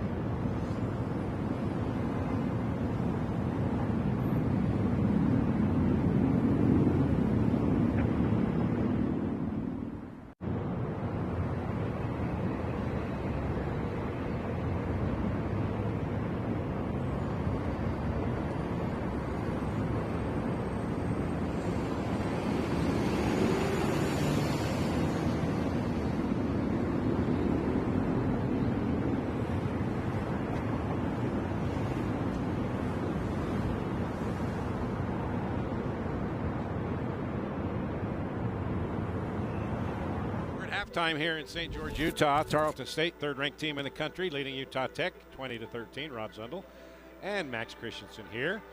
And taking a look at some of the stats, Max, keys to the game for Utah Tech. First one was to limit the chunk plays for Tarleton State. How'd they do? Not great. In the first quarter especially. Huh? Yeah. They let a lot of chunk plays go, ran a lot of big yards. I mean, you see even the very first drive of the game, just marching down for a touchdown. And then they had the 98-yard drive. Yep. That took up, 8.5 minutes of the first quarter? We look up, there's 10 seconds left in the first quarter, and they're running in for a touchdown. Yeah, rushing yards for Tarleton State, 187. The other keys to the game for Utah Tech is third down conversions. Yeah. I'm trying to look at the paper here. I can't find them. They're 5 for 8. Yep. You'll take that number. You will, yes. Especially, again, we talked about it. In the last 2 games, they're 8 for 28 on third down. They already have 5 for third down conversions here tonight. For Tarleton State, force the pass. Don't let Utah Tech get a running game. And the total rushing yards, 61 rushing yards, 38 of those by the quarterback, Reggie Graff. Wow.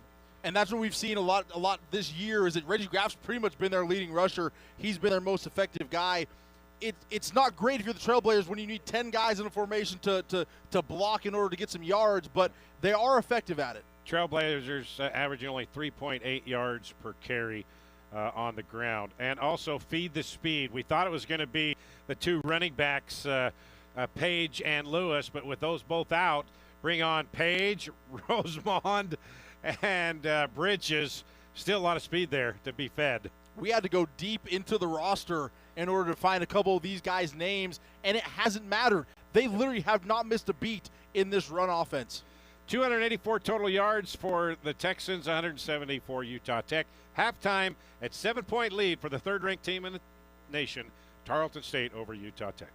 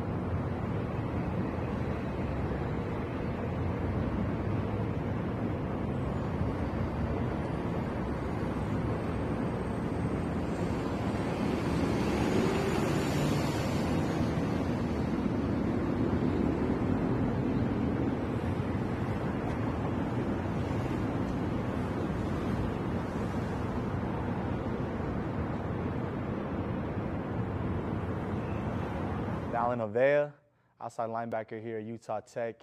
I was born and raised in Orem, Utah. I'm the second oldest of 6 kids, 5 boys, 1 girl. Our sister, she's the princess, and then us boys are rowdy, and we all play football, love sports. I went to Provo High School, played football there. After I went to Provo High, I served a 2-year mission in Texas. McAllen, it's right there on the border of Mexico. Came off my mission and went to BYU. I was a big BYU fan growing up, and then when I got to BYU, decided to enter my name into the transfer portal, and ended up here at Utah Tech. So I'm happy to be here. So me and my family were a big sports family. I was like the most adventurous one. I was the first one to start playing sports. My family started with football in 3rd grade, and then our parents put us in many other sports. I played baseball, played basketball, and we're always competing, fighting with each other over, competing and at home and playing against each other. I have an older brother who's he's the best athlete of us all, man. He's the only person I could ever say that I honestly cannot be. But other than that, I have a toxic trait. If anybody who comes and challenges me, I'm always thinking, oh, I can beat him. But the only person that I know I can't beat is my older brother, Drayson. He committed to play at BYU. And then I have younger siblings, and that was easy work all the time, playing against them. But my older brother, that's most definitely the only person who definitely made me better as an athlete, as a competitor. The funniest sports story, I just remember as a kid, my pops is a big competitor too. He coached I think it was my 7th grade team, and he just went and recruited a whole bunch of kids from different cities, and a lot of them play D1 sports now, but we just built this super big super team, and it was funny because we started playing games, and then the little league that we were playing in, they took notice and they decided to ban our team. And so that was the funniest sports story that I have, just being able to, but it was super fun because we were just having fun. We had like D linemen playing linebacker, and but we had a super team, and a lot of them, I don't know, Logan Fano, he's at Utah, he was on that team, and a lot of the other boys that played BYU, they were on that team with us too, and so it was just a cool, big old super team that we had, and then they took notice and decided to shut us down. Your Little League team was a transfer portal before it was. Yeah, so you can say my pops came up with the transfer portal before it was a thing. Decided he went out and recruited everybody from everywhere.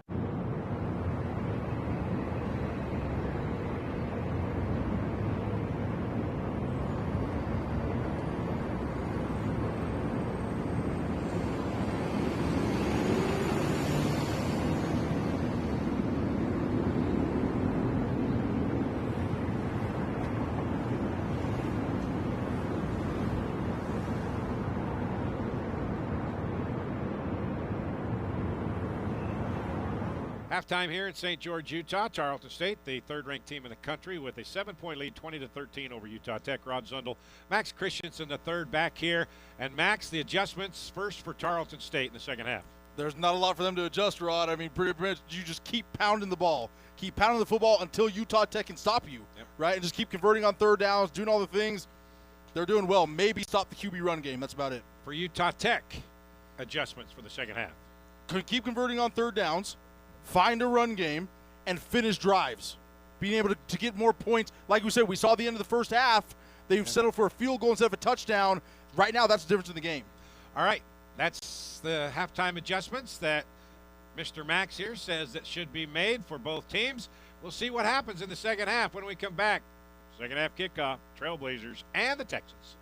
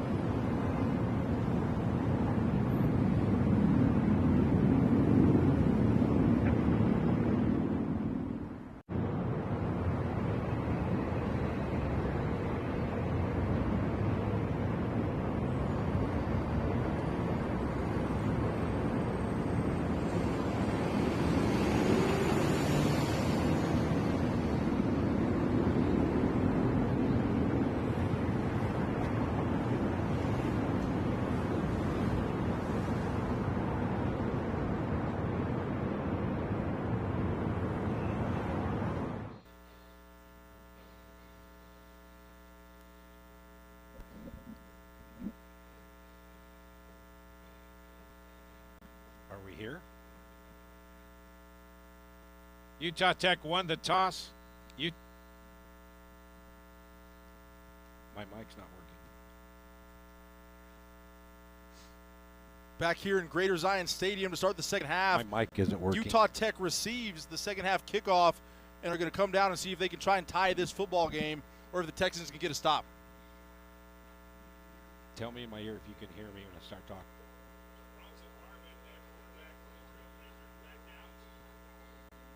Got banged up late in that first half. Can you hear me?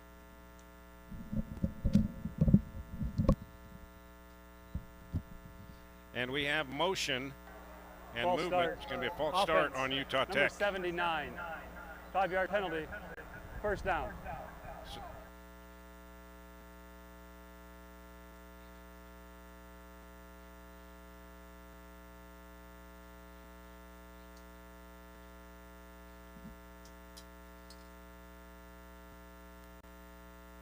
So it's first down and 15. Ball now back at the 20-yard line. Asa Chapman has it. Going to pick up a short gain out to the 23.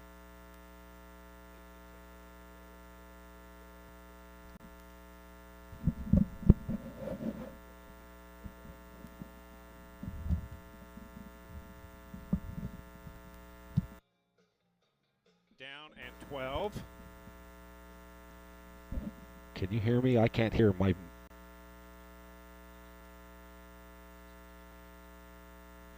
So it's second down and 12 for Utah Tech. Barban to throw. Caught. And close to a first down. And that is Talik Brown, only his 4th reception of the season. And if you're the Trailblazers, that is what you want to see when it comes to marching down the field here. And then they're going to bring in Reggie Graff to do a little bit of a mix and match here at quarterback. It looks like they were just short of the first down marker. It's going to be a third and give them 2 or 3.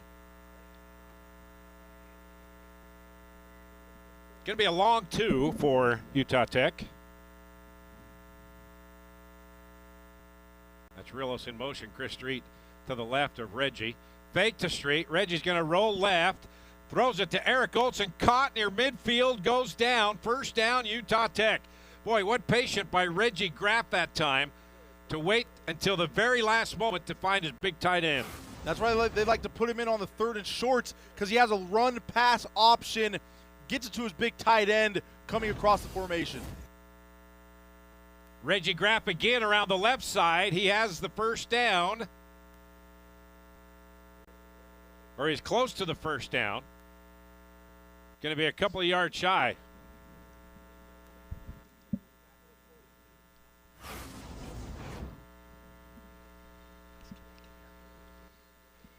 There you see Reggie just kind of picking his way. Nice job on the outside blocking by Caden Eggett. It's going to be second down and 2.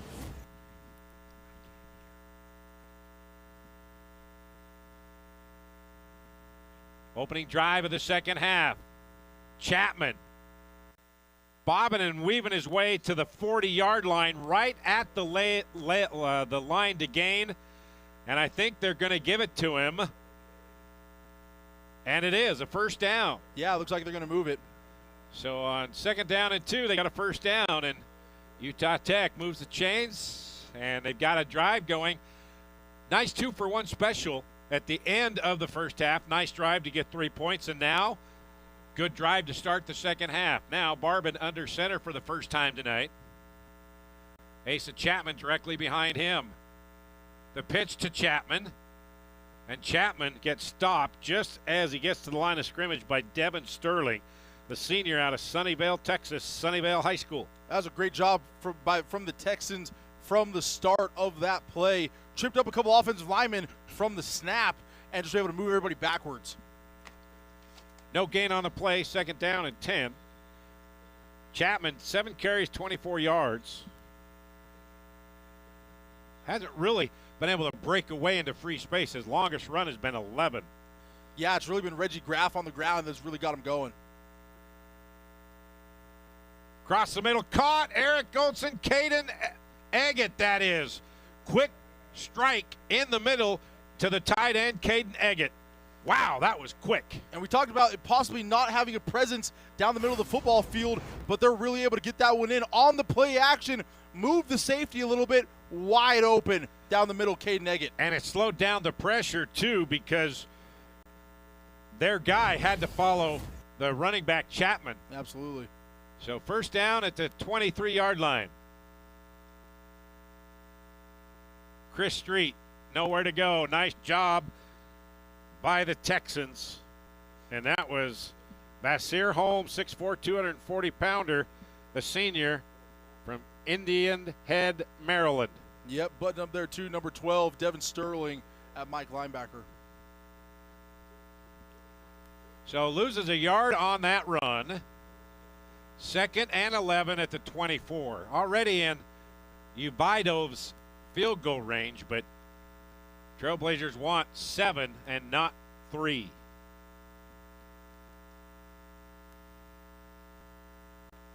Barbin. Eggett again for, let's see, on that play, inside the 20 to the 19. That's a 5-yard pitch and catch. It's going to bring up 3rd and 6. The tight ends have been pretty instrumental in moving the ball for the Trailblazers tonight. Eggett again, a little out route there on the sideline, kind of a safety blanket for Barbin on that play. Between the two tight ends, Eggett and Olsen, 10 receptions, 108 yards. Wow. 3rd down and 6. 6 of 9 on 3rd downs for Utah Tech. Rillos in motion from left to right.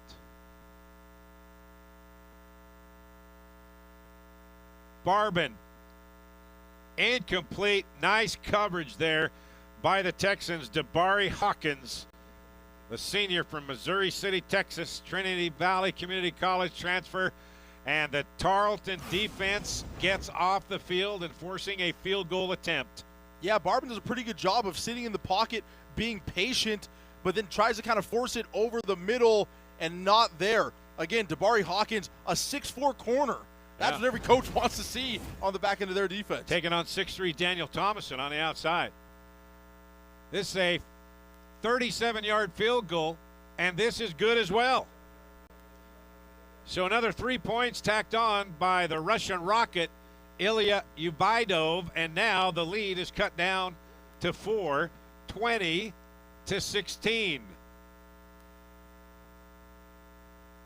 So Utah Tech gets 3 out of it, but Tarleton State, they got to feel pretty good about themselves, as Utah Tech was in a rhythm and they stopped them to get off the field. Yeah, we've said it all season.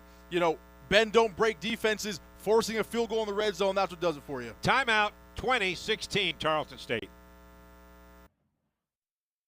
If you haven't seen Utah Tech University lately, chances are you haven't seen it at all. With hands-on polytechnic learning across 300 academic programs, 30 new and renovated state-of-the-art facilities, the most affordable university tuition in the state, and 300 days of sunshine, why look anywhere else? Discover why Utah Tech was recently named one of Education Magazine's 10 prominent universities and colleges to watch. Join us and experience the active learning, active life difference at Utah Tech. Everyone needs a checking account, so get the one with built-in benefits for your unique lifestyle.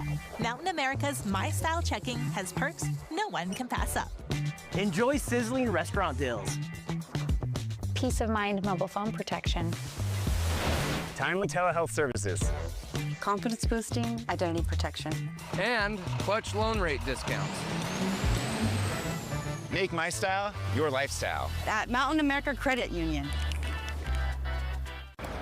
Hate is loud. It gets clicks. It gets attention.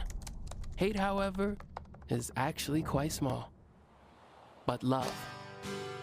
Love is the majority. Love fills our hearts, our lives, our everyday.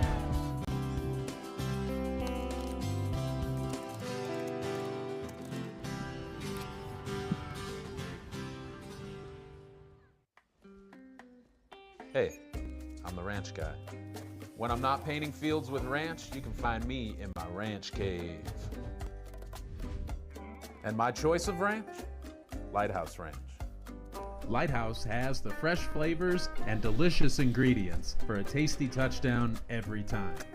I spread the goodness for breakfast, lunch, dinner, second dinner, midnight snack, 2 a.m. good boy treat. Lighthouse in the house. 37-yard field goal, Ubidov to cut the Tarleton State lead to 20-16 here in St. George, Utah. So the last time he kicked into the wind, he squib kicked it, and he's going to do it again. Yeah. Takes a big bounce, and again it goes to the short man up, and again all the way into Utah Tech territory, and it's the same guy. Big number 47 for the Tarleton State Texans with a big run. Charles Robinson, the backup tight end. Yeah, Charlie Robinson. Not a lot of times do the tight ends get a chance to return kicks, and they get excited, and that's what happens. And sometimes you're just not expecting this. Find a little crease. He's a ball carrier. He plays tight end. Stiff arms the kicker, as you love to do, and rumbles past the 50-yard line. Wow.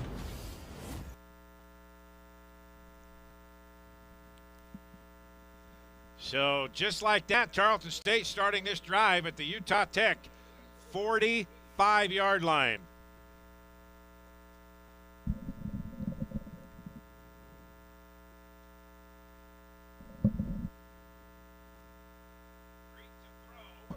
Complete. 40-yard line. And Moon Ashby on the coverage. Cody Carlson out there as well. But a good pitch and catch of 6 yards. Yeah, going to give him a 2nd down and 4. Again, outside the numbers throws has kind of been the recipe for Greek tonight when it comes to pretty much all of his wide receivers. Traven West with his 3rd catch of the night.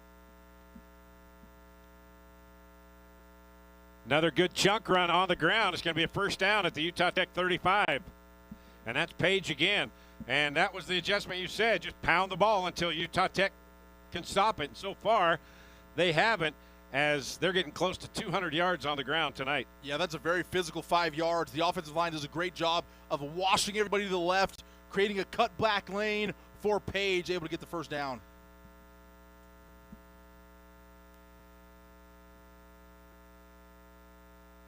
Greek, again, on the outside. Good tackle that time to stop any further damage, and that is Aguayo.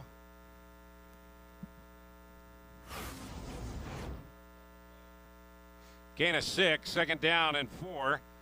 And that was Corey Jackson on the coverage, on the reception. Another long throw for Greek out to the numbers. That must have been part of the game plan in targeting this Trailblazer defense. Greek now 8 of 12 passing.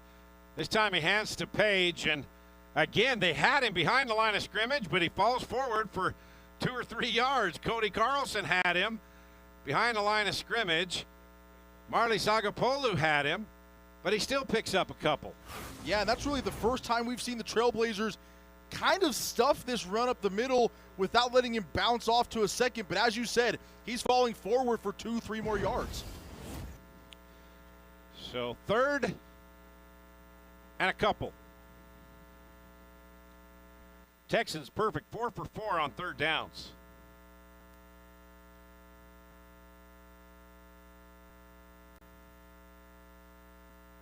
Greek, play action. Overthrows his receiver. His receiver had a step on Houston, but that was well overthrown, so that brings up 4th down. Yeah, very methodical play action, as we've seen all night long. This time it wasn't great because they held onto the ball a little bit too long. 29, Dalen Love in the face of the quarterback. Bryce Parker right there, number 10, the former Utah Tech Trailblazer. Spent the last 2 seasons at Utah Tech, had 1 touchdown a year ago here in St. George, and then he transferred to Tarleton State, has a couple touchdowns this year.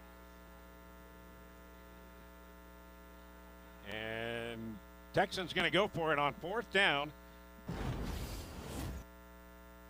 Timeout, Tarleton State, they're first. 3. There's also immediate timeout. And we're going to have a timeout. So we'll take one as well. 4th down coming up for Tarleton State. They've got a 4-point lead over Utah Tech.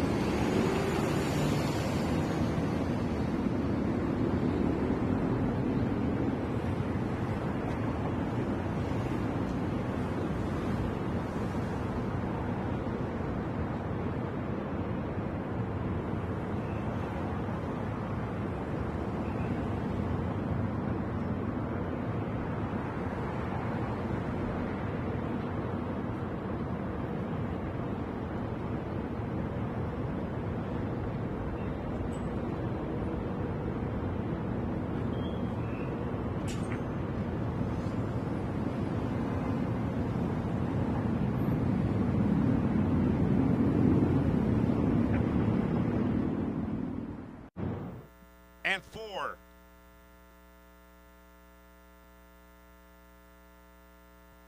Greek, plenty of time, knocked away. Great coverage there by Utah Tech in the middle of the football field. That was Helaman Ofangawe, the transfer from the University of Utah. What a play by a linebacker in the middle of the field. He has all day to throw. No pass rush really by the Trailblazers. Great coverage. Again, textbook teaching tape. That's how you cover a route coming across the formation as an inside linebacker. So the Trailblazers finally get off the field. They've got it with 6:50 left and trailing by 4 here in the third.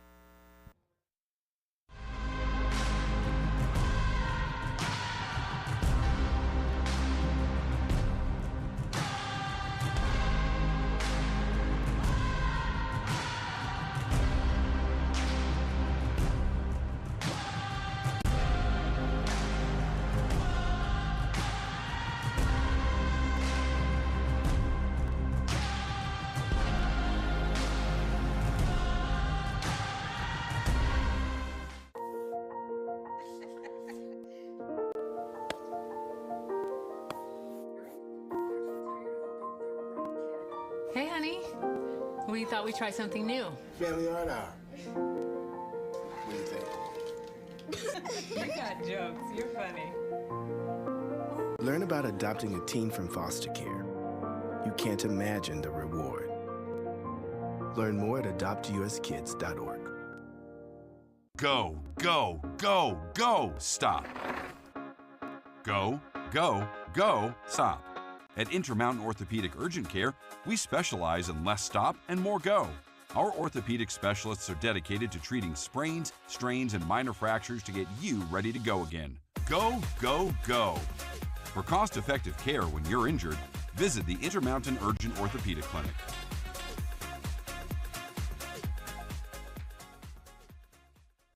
In the UAC, we value sportsmanship on the field and in the stands. We take pride in playing fair and being honest. We honor the game by showing respect for our opponents, the officials, the fans, and our team. Great sportsmanship is about taking ownership after a loss and being humble after a win.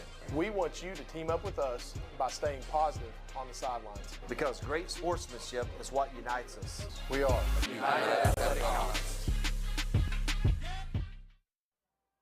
6:50 left here in the third quarter. Utah Tech with it, 1st and 10 at their own 28-yard line after stopping the Texans on 4th down. Reggie Graff going to get hit from behind, loses the football, and there's a pile up near the 20-yard line. He got hit from the backside, and if the Trailblazers keep control of this thing, they are fortunate. Wow. You can see that coming from about a half mile away. It looked like a linebacker blitz, a corner blitz, something off the edge with an extra rusher off Reggie's blind side and just takes him out. Perfect job targeting that left arm, forcing the fumble, but the Trailblazers were able to recover. Omar Emmons with the sack. And as a quarterback, you've got to feel on your backside. So now a loss of 7, 2nd down and 7, ball at the 21-yard line. Bronson Barbin in at quarterback. Here comes the pressure from the left side. Hit as he throws incomplete. Tried to get it to Eric Olsen. They brought pretty much the same pressure right there. They even pointed it out. The line kind of slided there, but somebody was able to leak through. See, they're able to. There goes 6 on 5. Well, 6 on 6 because the linebacker stayed in, because the running back stayed in. But Asa Chapman just wasn't able to finish his block. A.J. Owens, 6'2", 230-pound senior from Houston, Texas, came in from the cornerback position. And his linebacker, outside linebacker position. So now the Trailblazers, or the Texans, going with 2 deep free safeties. Reggie Graff, he's going to run, got a long way to go, and he's not going to get the first down. Out to the 33-yard line, needed to get to the 38. So a quarterback draw, that looked like it was a planned quarterback draw. Yeah. When you needed 17 yards.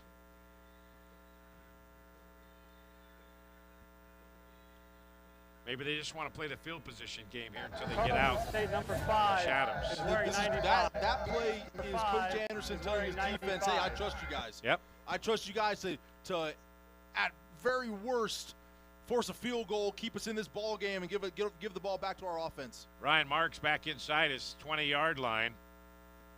And this one's returnable by Smith, but he lets it bounce, and it takes a good Utah Tech bounce. And we got a flag on the play, and all the way down to the 14, 13-yard line. And I think we're going to have a penalty on Blake Smith blocking a Utah Tech cover guy out of bounds. Yeah, this is going to be a really interesting call. The return guy hit the Utah Tech guy, but then he got shucked off to the side, and his helmet came off, and he went flying. So this will be interesting.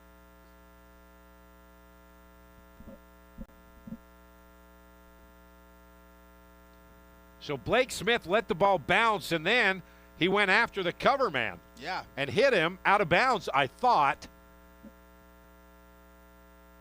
And all you see there at the end is he kind of gets shucked out of bounds, and his helmet pops off. And so it'll be interesting to see what this call is. Here's the call. Foul, unnecessary roughness, kicking team number 9. Whoa. 15-yard penalty will be added to the end of the play. First down. Wow. Yeah. Unsportsmanlike personal foul. Unnecessary roughness. Okay, there you go. Devin Perkins just threw him down. Yeah, there you go. I didn't see that part. But usually that's what you can do if somebody's trying to block you. That's what doesn't make sense to me. 2 yards out of bounds. So instead of having it all the way back at the 14-yard line, it's going to be 1st and 10 out at the 28. So that's a big penalty on Utah Tech. Their 4th penalty, only 2 flags on Tarleton State. And now Perkins sneaking up like he's going to bring the pressure, and they run away from it on the other side. Rosemond again slides through a tackle at the line of scrimmage, picks up another 6. These guys just cannot go down with the first hit by Utah Tech. Continuing just one time, I think, tonight, Max. Continuing just to churn out yards, 2nd, 3rd, 4th contact. Just, again, a simple, they're pulling the guard around, kick out block, and just a little crease and just churning the legs. 2nd and 5. Greek. Again, that play has been open all night long out at the 43-yard line. And that's just an easy pitch and catch and a long throw by the quarterback Greek to Jackson. And where'd that pass happen? Outside the numbers. Yep. That had to have been a part of the game plan. Outside the numbers, that's where we want all our passes to go. Trailblazers haven't been able to defend that long, flat out pass, have they? Nope. 1st and 10. Ball at the Tarleton State 44.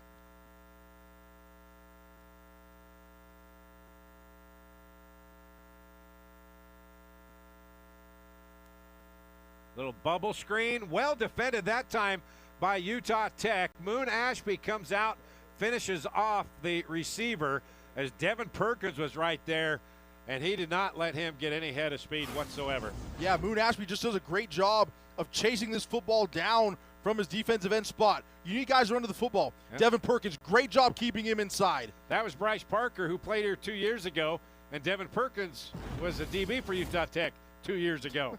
So that's what they did in practice. Exactly. 2nd down and 10 after no gain on that play. Here comes a blitz right up the middle. Wants to go deep down the field, and we're going to have a flag, and it's still caught. Great catch, and that is Trayvon West. He fought through a hold by Devin Perkins, and that is a big chunk pass play by the Tarletons. For a first down. Yeah, that one's not going to matter. They're going to pick up the flag anyways because that's going to be more than what a 15-yard penalty would. Great catch, great conversion. The first ball we've seen really down the field, up the middle from this Tarleton State offense. You can see Devin kind of grabbing him and grabbing that jersey, and he still was able to get away for the catch. So a big chunk play all the way down to the 17-yard line. Under 3 to play here in the third. Another Wildcat look for Tarleton. And James Page in the Wildcat scored on this play in the first half. And here he may score again. Yes, sir. James Page, third touchdown of the night. A 17-yard run out of the Wildcat. Looks like they're going to call him out of the 1-yard line. They're not going to count that reach over the pylon there. Oh, wow. Looked like he got in. But again, good play design, good call. Great blocking down the field by everybody. Hey, there's the kick returner. Robinson did a good job on Dallin Havea so he could break outside, and now I think we're going to have a review. Previous play is under review. It's about our 4th review of the night, right? Yeah.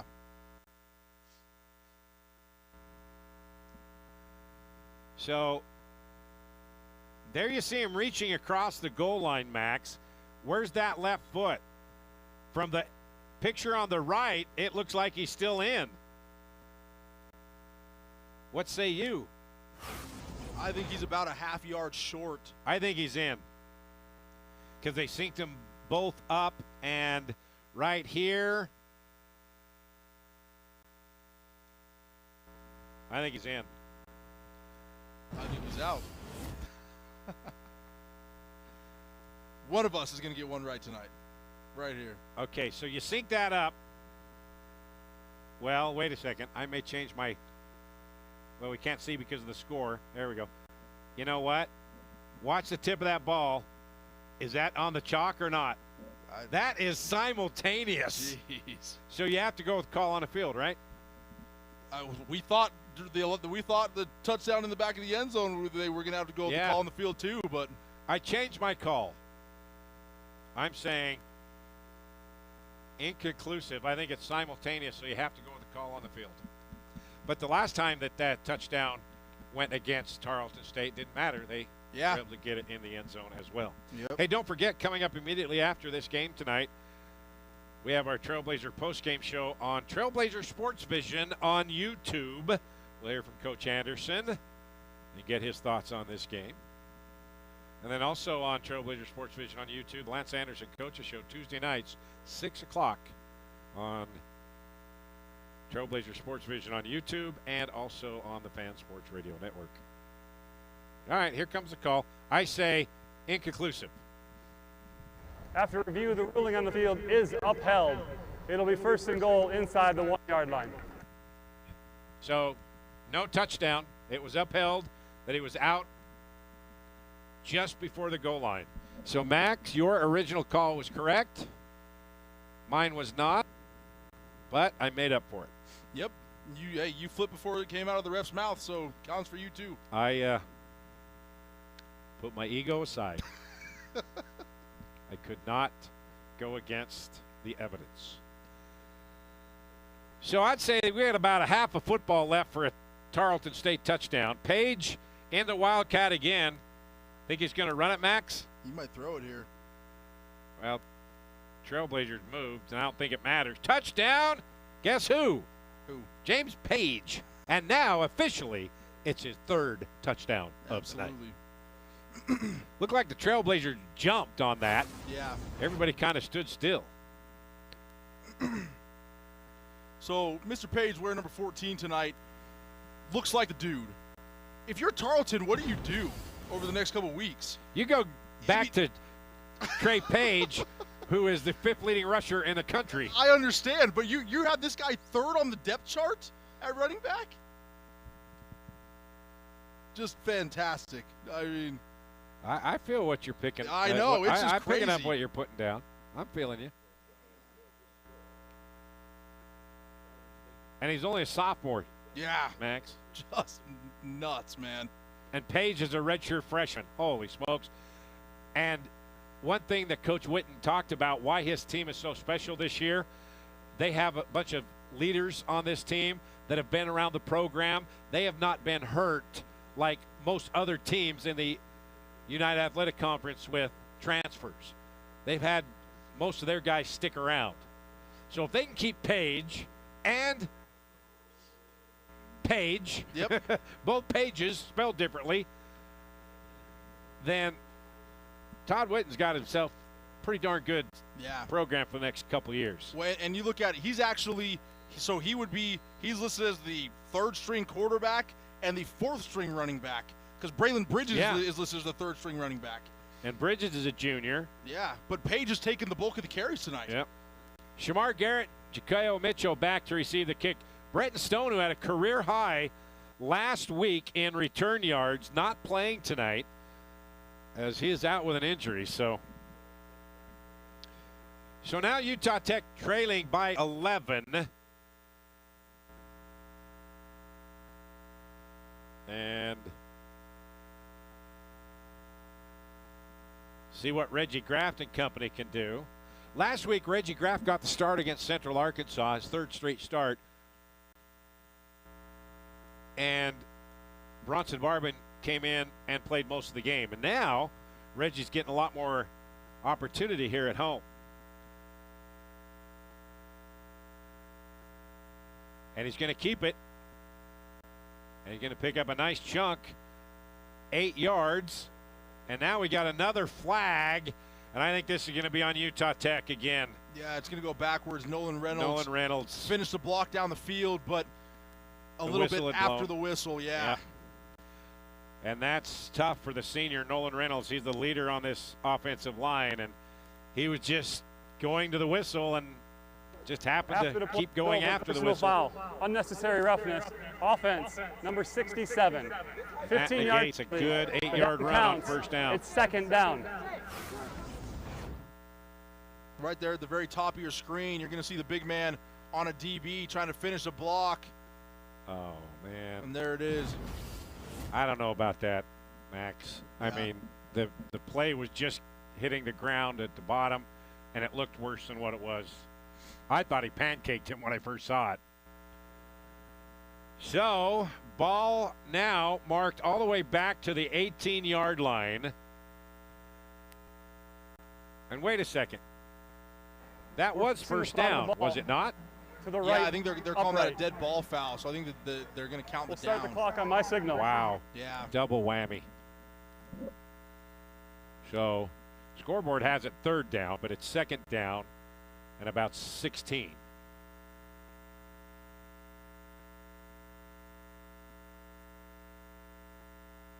Short pass across the middle, out to the 25 to Shamar Garrett. Back to the line of scrimmage, original line of scrimmage. So now they need a big play on third down and 10, third and long. Trailblazers 6 of 11 on third down. And this is a pretty crucial play. You don't want to give the ball back to Tarleton as you're down 11 right now. If you're the Trailblazers, you've got to be able to convert this third down. Bronson Barbin, and he gets bumped just as he throws in about 5-yard hop to Garrett. Bronson's just not getting a lot of time, and he's getting bumped around every time he drops straight drop back. And he's been hobbling around a lot tonight since he took a big hit in the first quarter. Tarleton State, number 5. Oh, there's some contact right 95. there on the move, too. But 5 wearing 95. Able to get away with that.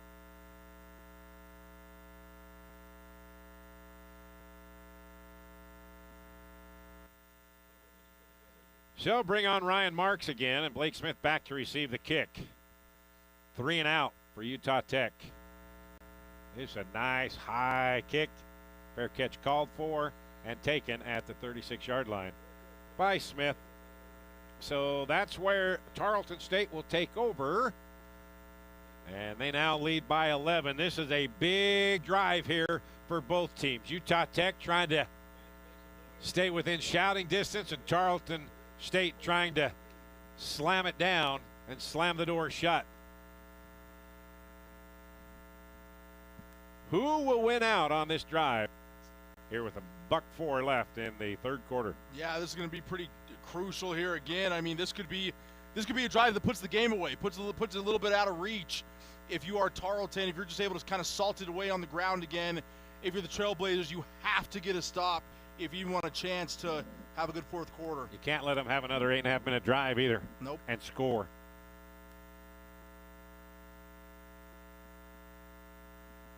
Out in the flat, this time misfires. And that was intended for Willis. Perkins on the coverage. That one just didn't look as in sync as they have been on those little short out passes. Nope. Just a little bit off there. And again, outside the numbers, targeting these corners specifically for Utah Tech. Rosemont in the backfield with Greek.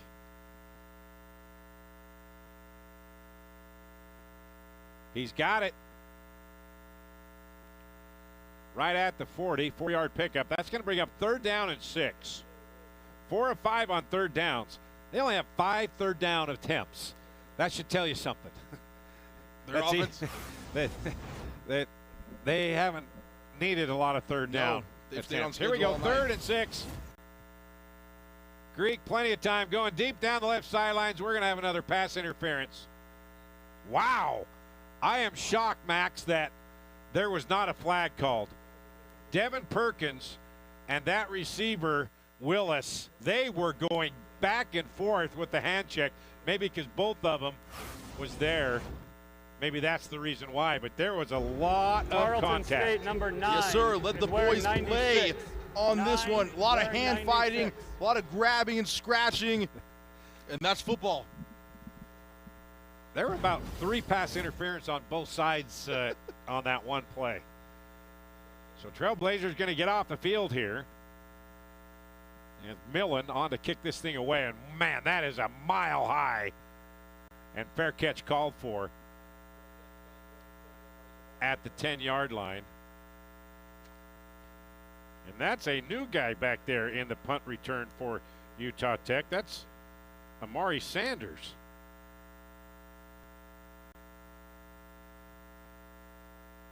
Or Adonis Vaughn, the wide receiver.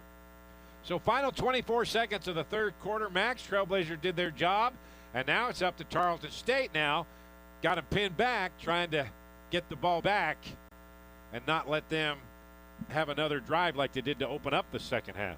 Absolutely. Or at the very least, if you're the Texans, you want to force Utah Tech to have to convert 3rd downs, to have a long drive down the field in order to get any sort of points. Barbin. Caden Agate out to the 19. 7-yard connection. That may be the final play unless the Trailblazers want to hurry and get another one off here before the 3rd quarter comes to an end. Looks like they will.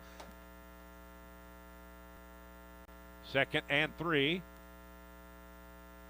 Chapman, nowhere to go. Actually going to lose a yard. And finishing him off. This is the end of the 3rd quarter.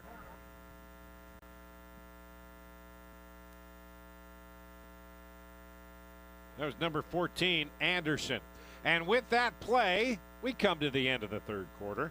Final 15 minutes here in St. George. Tarleton State trying to hang on, leading by 11.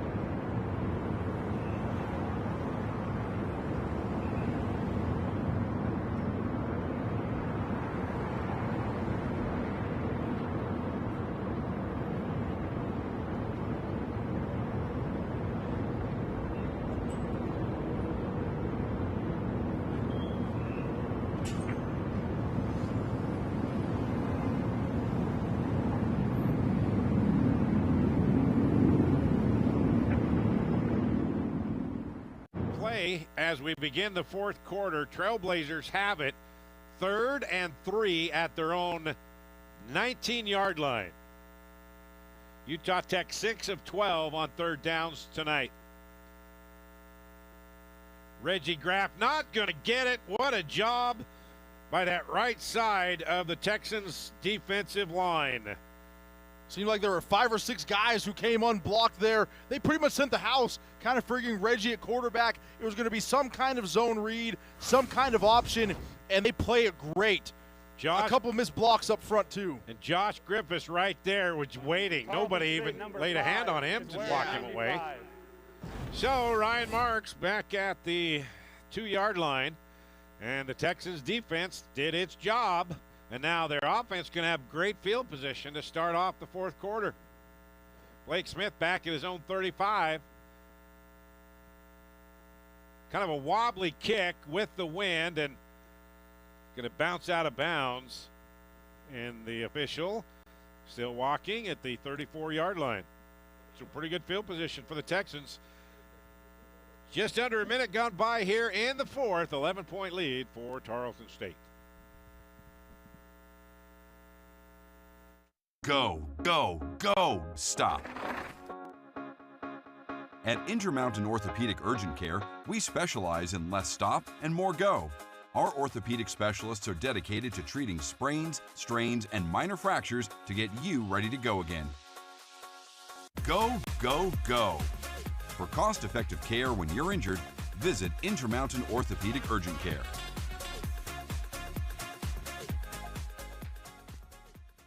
With 12,000 Trailblazers enrolled every year, Utah Tech University is a force to be reckoned with. That's a lot of people looking for a place to live. SouthernUtahRealEstate.com has got you covered, featuring thousands of listings for both buyers and renters.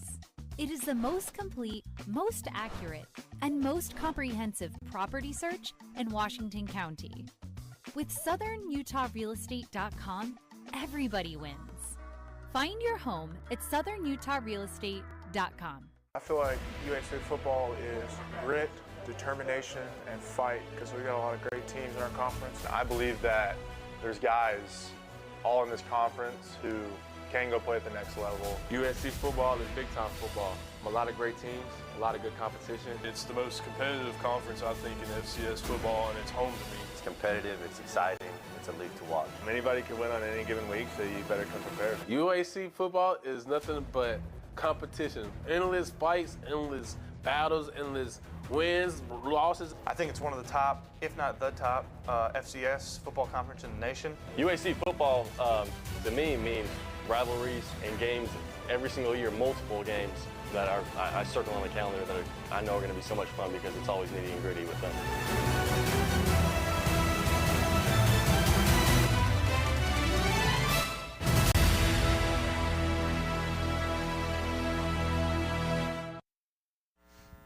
First and 10 for Tarleton State. 14:09 left here in the fourth quarter. Texans with an 11-point lead. Greek again outside the hash marks. Easy pitch and catch. And that time, another catch by Trayvon West. There must be something that the Trailblazers are putting on tape that says, hey, let's just throw the ball outside the numbers and get some chunk plays or even just a 5-yard gain and continue just to move the ball down the field. You'll take 5 yards a pop and run the clock down as much as you can. Across the 40, down to the 42-yard line. That time, Logan Peely made sure of that tackle on Rosemont. I believe that was Logan Peely. Nope. That was Nui Toby. That face mask planted in the chest and lifting him up and putting him down. So here we go. 3rd and 3. We've seen this formation before, haven't we? Yeah, Wildcat with Page. He's going to take it right up the middle.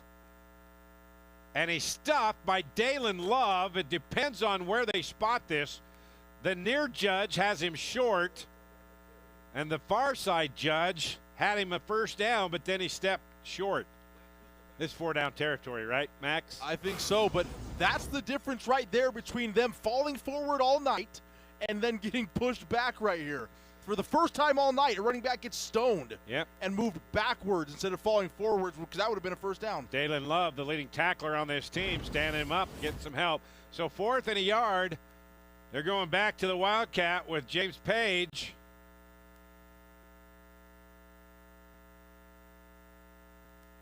First down.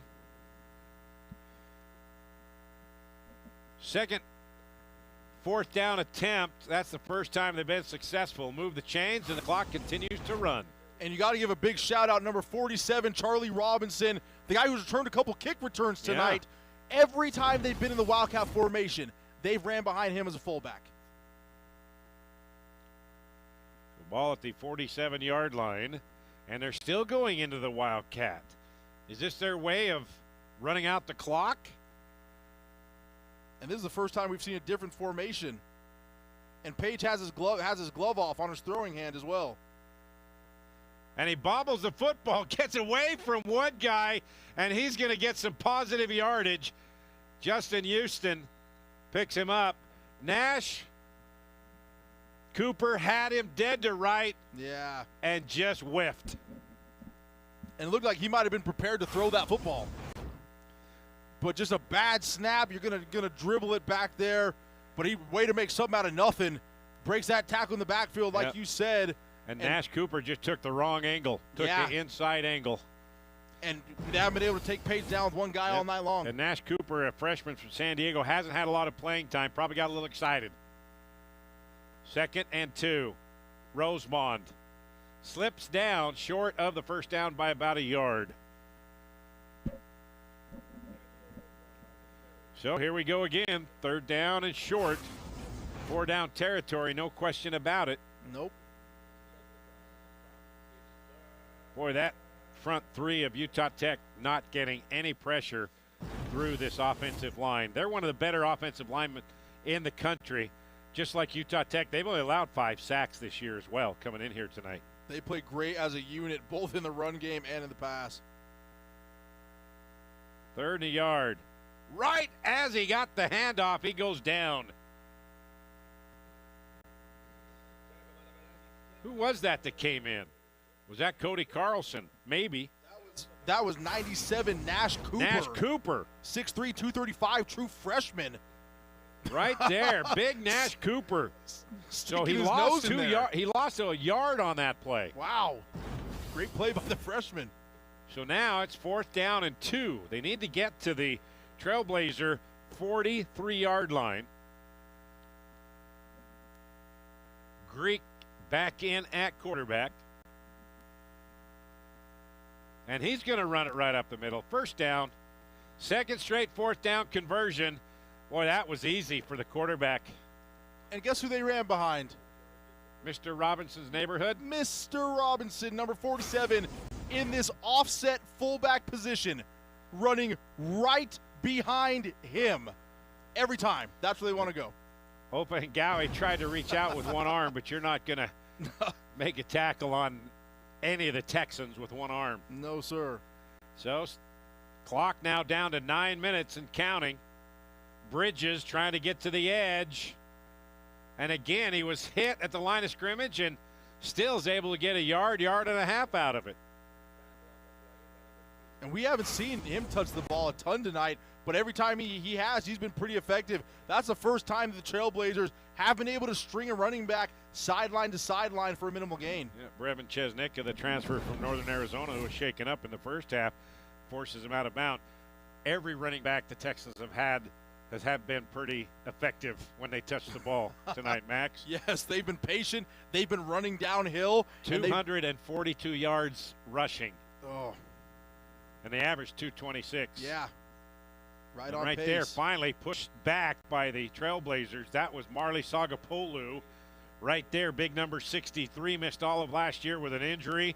Back and anchoring that defensive line. Yeah, Marley does a great job on this play. Just beating the double team, gets a little hip bump, splits it, gets off, forces that 3rd down and long. Let's see if the Trailblazers can have a pass rush here, but Yep.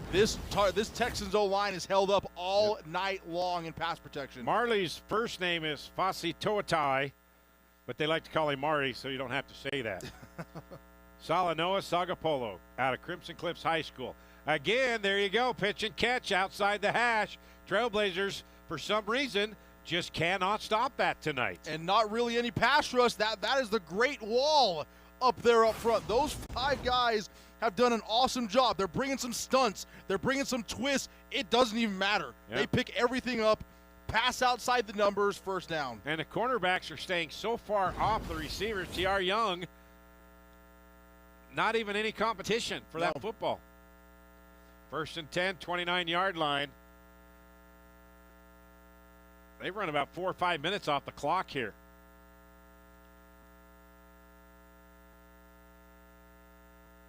To the end zone. Incomplete pass interference. Devin Perkins is going to be called for the pass interference. And nice job by Cody Jackson to come back for that football and make Perkins run into him. Yeah, initially that looked like it was pretty dang good coverage, but it was almost the wide receiver who forced the ref to make that call. You see right here, he stops, tries to reach back. Boy, the first contact was the wide receiver putting his hands and pushing Perkins, and Perkins got him. Yeah, that's a tough call on Devin Perkins. It is, but the wide receiver has a right to that football to come back. And yes, he did initiate contact, but tough call, tough play. But I think it was the right call, and the ref was forced to make that call by the wide receiver. By the receiver. Absolutely. And that's what you usually see on an underthrown football. Right up the middle, Page kind of trips and stumbles for a yard. Even when they trip, they stumble for a yard or two. And they stumble forward, yep. Absolutely. Let's see this again, Max. Right there. Look at our camera work. Right there.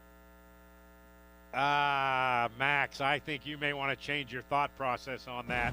That is a tough call when you're right there and the receiver puts his hand on your shoulder pad, and I don't know, Max. I think that is I think that's the right call. The only reason it's a tough call is because we've seen that play before where there was no call. Yeah. Right? Oh, look at this. Page, he's going to throw it. You've been waiting for that all night, Max. Absolutely. And he got rocked as he let that football go. Number 1, Justin Houston, came on a little safety blitz and just let him know he was there. We've seen a little bit of everything. It's a fun game to watch, Max. Trailblazers are trying to go toe-to-toe with the third-ranked team in the country. Tarleton State is down there starting quarterbacks, starting 2 running backs, and they've got 244 yards rushing. That just shows you the kind of talent that the Texans have all across the football and the depth they have as well. So 3rd and 9. Greek gets out of trouble, got a lot of space. He's going to keep it. And he's finished off by Chesnicka. Houston was there to make the first stop. And he's going to be right on the line to gain. I think he's going to be about a half-yard shy. Do you kick the field goal to go up 14, or you go on 4th down? I would go for it if I'm the Texans, especially because they haven't stopped our short run game all night. And Page, though, Page in the is in the Wildcat, but he's going out now. But they got Robinson coming in. Yeah. So, yeah, you're going to bring in a 2 tight end set and a fullback. It's going to be another run behind Robinson right there. Greek, first down to the 2. 3 straight 4th down conversions. And it's all been the same play. Different personnel. Wherever Robinson is lined up, they are running to right behind him. Why not? And he's done a fantastic job of sealing inside, outside, blocking, doing everything. What a drive here to ice this ball game. Yeah. Even if they don't score for some reason. They've taken over 10 minutes on this drive, Max. It started around the 14:09 mark. And Texans get in for a touchdown. And that should just about do it for the third-ranked team in the country. Again, that's Mr. Page. Paging James Page for your 4th touchdown. If I had to guess, I think Page has found a little bit more playing time in this offense. Hey, Coach Witten, did you know about this guy? You're just hiding him from everybody else? I mean, if there's some other teams watching this football game, I mean, they might be on the phone with Tarleton come the end of the year, at least with Mr. Page asking for his services somewhere else. Hey, Tarleton State took Utah Tech starting quarterback Victor Gabalis and one of their main receivers, Bryce Parker. So maybe, yeah. I mean, you got to be looking at this, and you're thinking, this guy is the 3rd quarterback on the depth. He's not even listed as a running back. No. He's the 3rd quarterback on the depth chart, technically the 4th running back. Yep. He's just been gaming. Yep.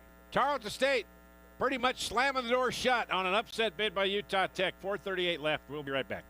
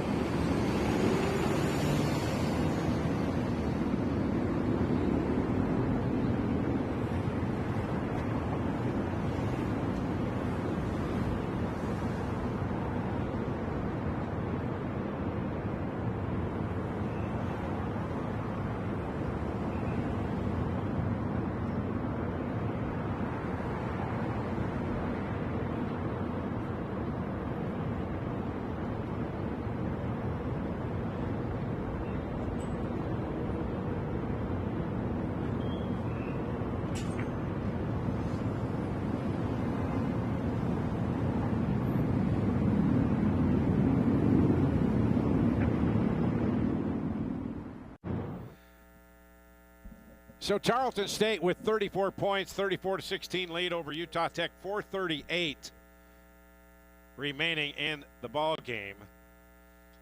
And that was one heck of a drive by the Tarleton State Texans. 17 plays, 66 yards, fair catch called for by Jakeo Mitchell inside the 20.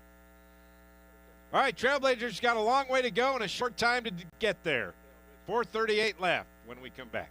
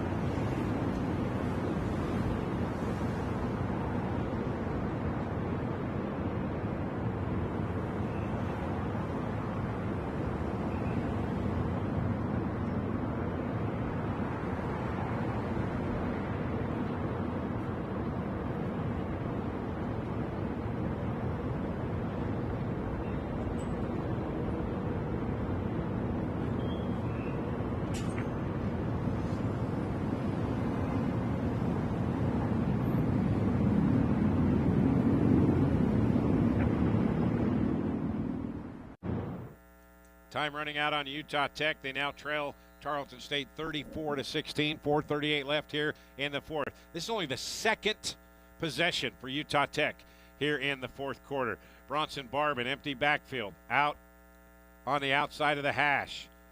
Across the 30 to the 32-yard line. And that is Shamar Garrett. That last drive by Tarleton State, 17 plays, 66 yards, 9 minutes and 31 seconds. Max, 9 minutes and 31 seconds to travel 66 yards. At Bronson Barban. And that is almost picked off. Josh Rillos did a great job in becoming the defender and knocking that away from Emmons, who had a clear shot at a pick. They might need to switch Josh Rillos to the other side of the ball and have him play corner with that kind of play. Yeah. Wow. And on that 9.5-minute drive, still 9.5 minutes for 66 yards. Yeah. They had 3 fourth-down conversions on that drive. And that's what a talented veteran football team does at the end of the game. Josh Rillos, first down across the 35 to the 36. That's going to be a 9-yard pitch and catch. And you'd expect that Tarleton would kind of be playing off just a little bit here on this final drive as we now approach the 4-minute mark left in the fourth quarter. That's one thing you don't want to do is get beat deep for a cheap touchdown if you're Tarleton.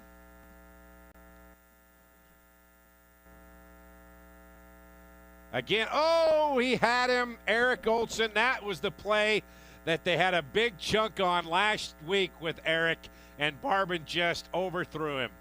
What have we talked about? Just missing the easy ones, missing the gimmies. He no hit him on this last whatsoever. week. Ooh. Put some loft on it. That's what you need to do, and let him run under it. That's a touchdown. That's a touchdown, Max. We just literally the play before was like, hey, don't get beat deep for a cheap touchdown. Yeah. Second down and 10.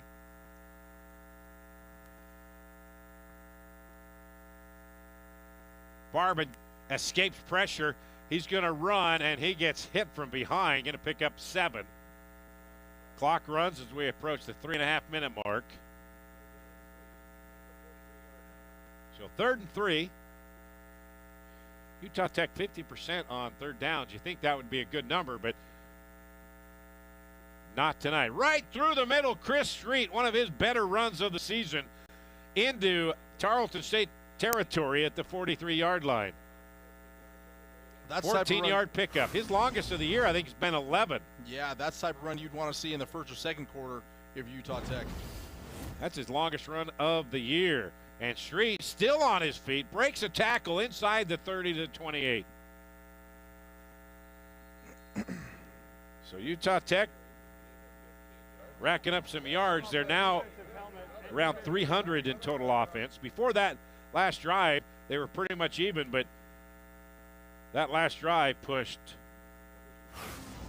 Tarleton State up to 430 yards. And we have an injured Texan down on the field.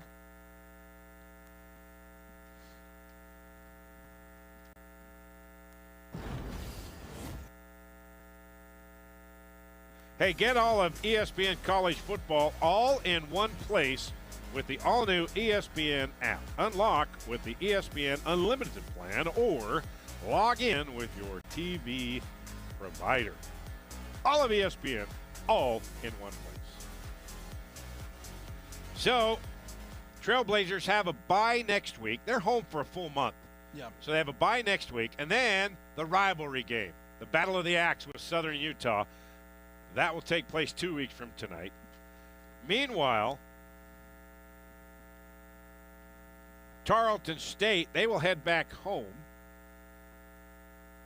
take on West Georgia next week at Memorial Stadium.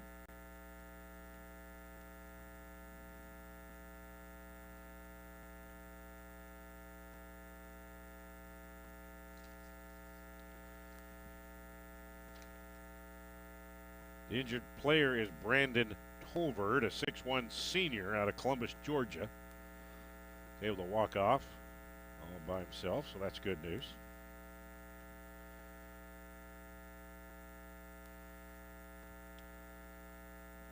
So 2:54 left here in the fourth quarter. Trailblazers trying to get a little closer here and get in the end zone and force an onside kick and try to make something happen. Barbin going deep down the left sideline in the end zone. Caught, touchdown, Utah Tech. Oh, what a throw and what a catch for Daniel Thomason. His third TD catch of the year. Great play, great getting down the side. We talked about this. That's where they want to target this type of defense, is right down the skinny part of that sideline.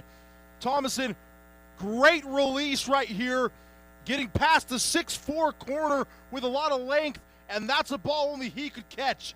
Great What a throw by Barbin as well. Jabari Hawkins was step for step, but Thomason got just a little bit of separation at the very last moment. And now are we going to have another review?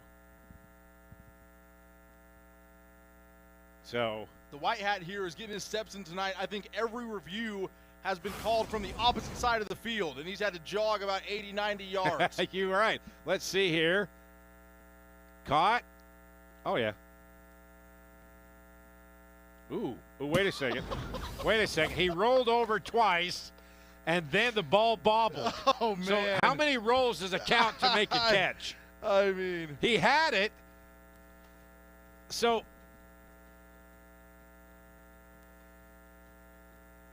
he's got it. He's down.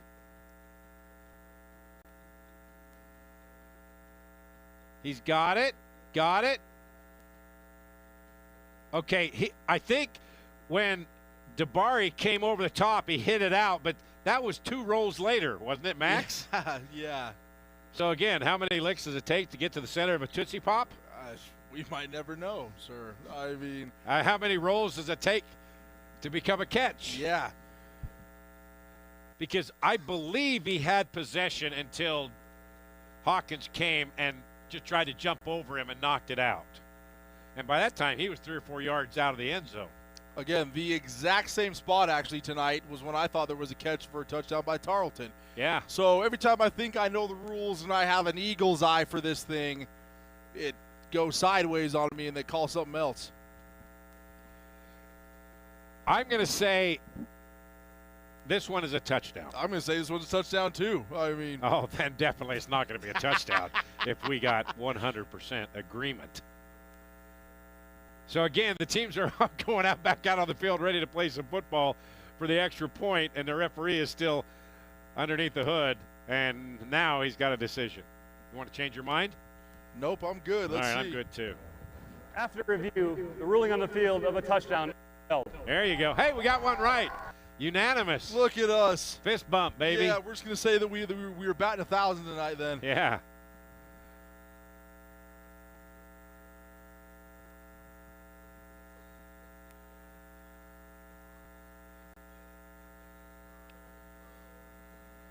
So Ubaidov on to kick the extra point. Ryan Marks the holder. This to cut the lead to 11. But time is a factor. 2:44 left. Trailblazers have all 3 of their timeouts. I would assume we'll see an onside kick. So that cuts the lead to 34-23. We mentioned that next week Utah Tech's on a bye, and Tarleton State will head back home to Memorial Stadium, take on West Georgia.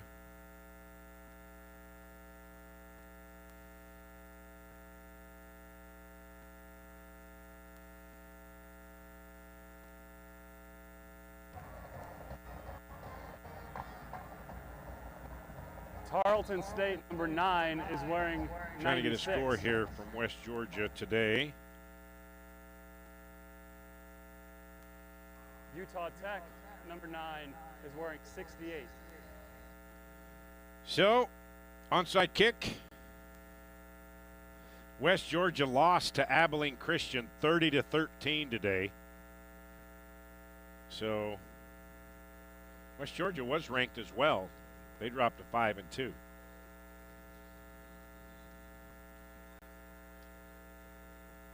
So it looks like Trailblazers going to do the onside kick here as Ubaidov is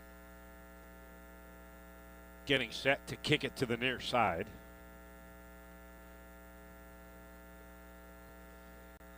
They got their hands team over here on the near side as well for Tarleton State.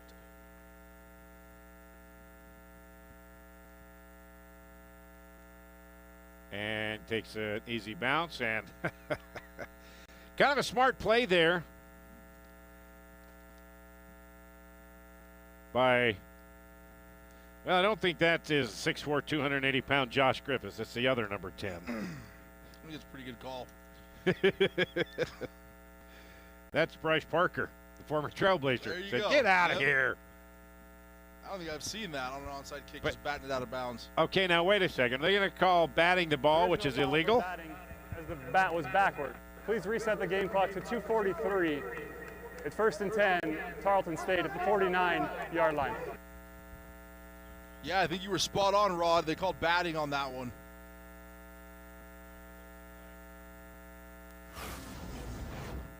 So it was batting the ball. Yeah, it was illegal batting. And really no need to there because nobody was around. Yeah, the ref saying that he batted it illegally backwards and out of bounds. So how can you bat it illegally backwards? I think forwards would. Couldn't tell you. Apparently, I don't know the rules. From having this job, that's what I've learned. I don't know the rules of football. Short gain, maybe 2 yards across midfield, and Utah Tech will take first of the Utah 3 timeouts. They're first. Reset the game clock to 2:40. 2:40, please.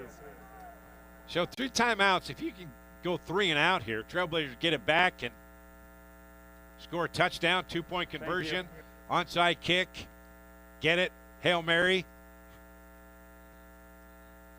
Give me your best Jim Carrey. So you're thinking, you're telling me there's a chance. Dumb and Dumber? Come on. You're not that young. No. That's a great show. I understand. I'm still amazed at that 9.5-minute drive the last time they touched the ball to get in the end zone to go 66 yards. Yes. That's incredible. What's more impressive, them going 66 yards in 9.5 or the 98-yard drive?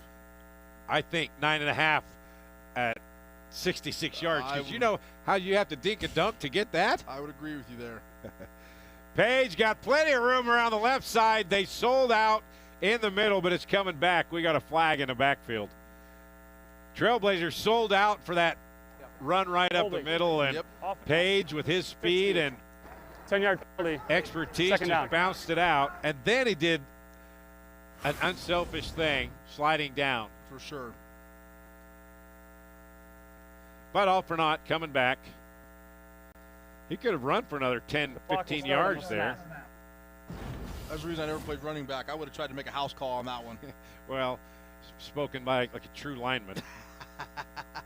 That's the only time he sniffs the end zone is when his back's up against the line. The end zone.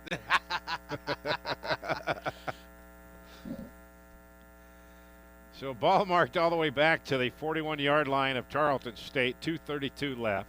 Clock stopped. 2nd and 18. Page again. 44-yard line. 3-yard pickup. Another timeout. Number 2 timeout, taken Utah Tech. They're by second. Utah Please Tech. reset the game clock to 2:27. Gonna have 3rd down coming up.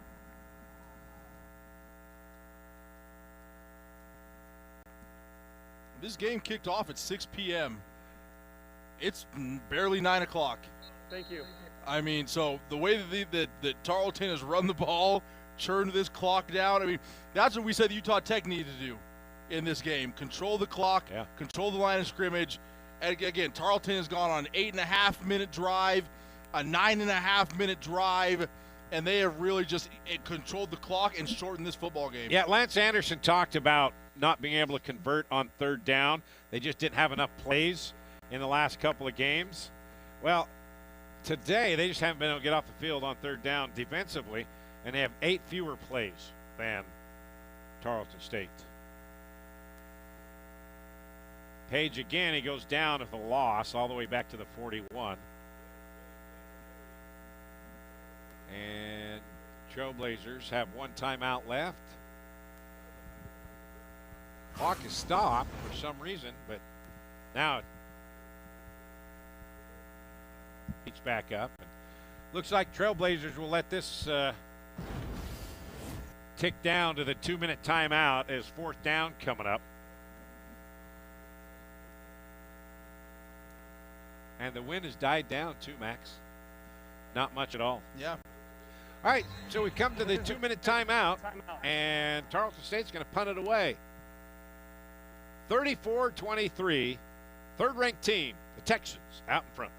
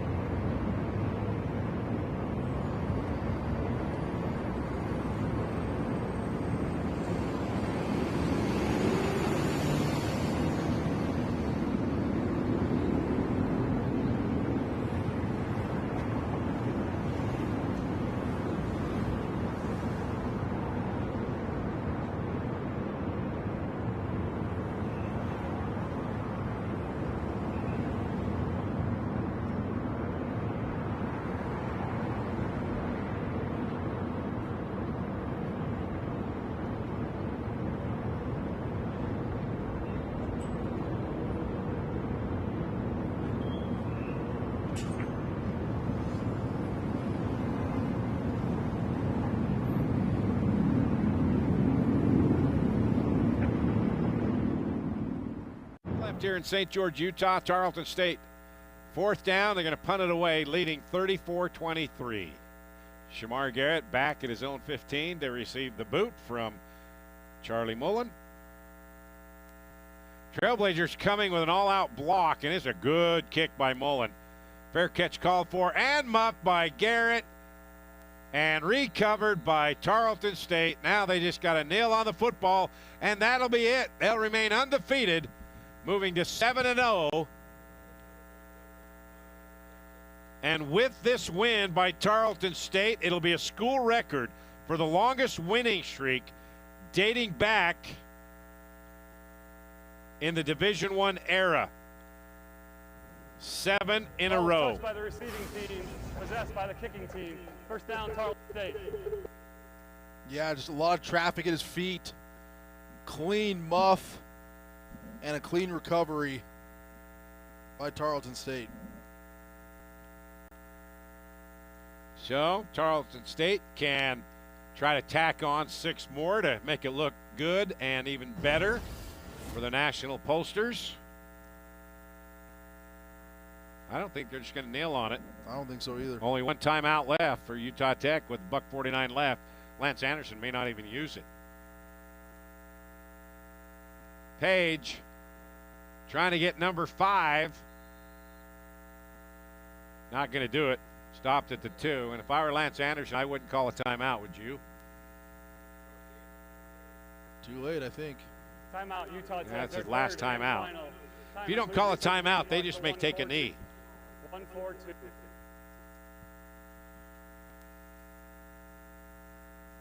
So, thank you. Trailblazers.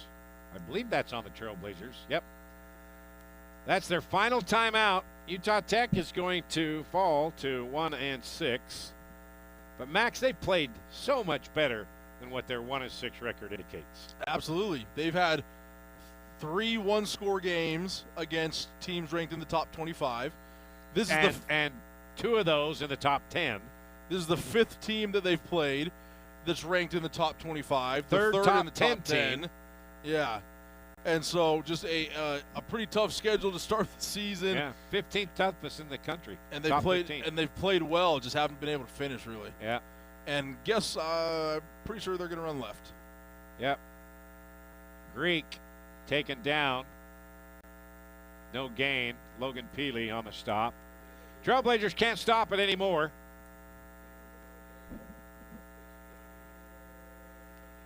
Only reason I assumed they were going to run left is because number 47, Charlie Robinson, was lined up in the backfield on the left side of the formation. As well as big 6'3", 250-pound tight end Danny Joyner. Absolutely. That is a load.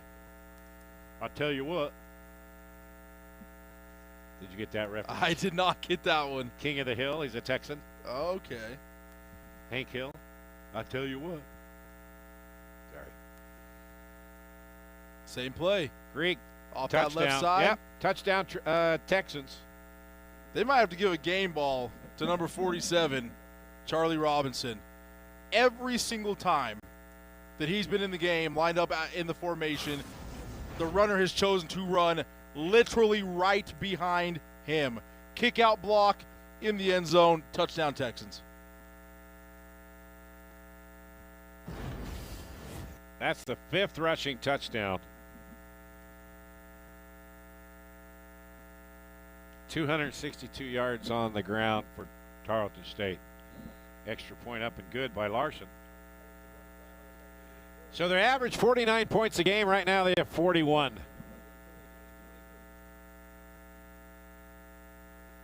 It's been a masterclass in the run game. A backup quarterback. Your 12th and 13th string running backs. And it's just been, I mean, this offensive line, I think, probably has been the most impressive storyline of the evening. Well, I don't think they've given up a sack. They've been great in pass pro. They have moved people all over the field, creating patient run lanes for great running backs as well. But this O-line has just been about as stout as it comes, protecting a backup quarterback and backup running backs. Aiden Moe, Hunter Smith, Jordan Love, Braden Smith, Kurt Hatch, Jack Gallagher, Alec Ambrosia, Artis Hall, Alex Tote, and Xavier Parker. What a job they've done tonight. Yeah. Poston to kick this ball away. And again, short kick. And they don't have a guy named Charlie Robinson to return it 40 yards to the other side of the field. Yeah. Well, this is kind of the way the season has gone. Even when Tarleton State hasn't been able to put everything together for a full game, they still got the win. Trailblazers, even when they're able to get a lot of good things happening, they can't find a way to win. Yep, and that's what good teams do. We've seen it. Good veteran teams. We saw it from Montana State, UC Davis in week 1. A veteran team who was able to pull it out. Tarleton figuring it out as well. Mrs. Eric Olson again. By the way, if the score stands at 41, this will snap a streak of 4 straight games where Tarleton State has put up 50 or more points. Wow.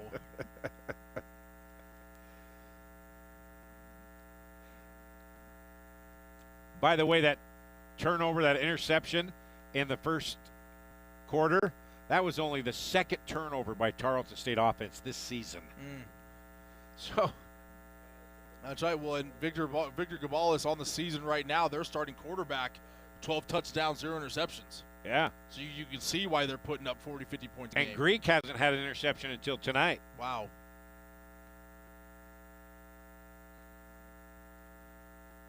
So 4th down and 1 coming up with 27 seconds left. But what a job by James Page. Probably didn't know he was going to play this much until an hour at the most before the game.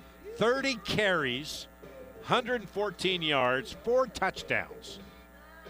And Braylon Bridges, 7 carries, 70 yards, 10-yard average per carry.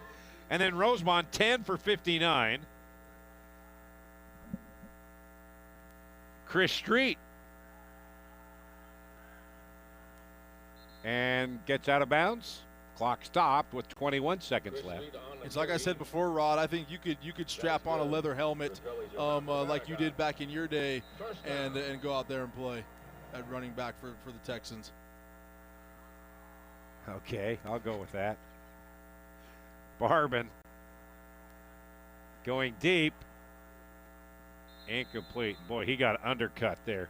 And now the offensive lineman, that is Crowley, taking offense to way that number 11 came in and kind of sliced him in half.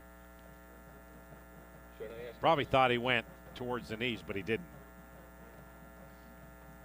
That was Vassir Holmes. So, yeah, the offensive line for Tarleton State, they did not allow a sack. Utah Tech, their offensive line only allowed 1 sack. Ooh, he did go after the ankles.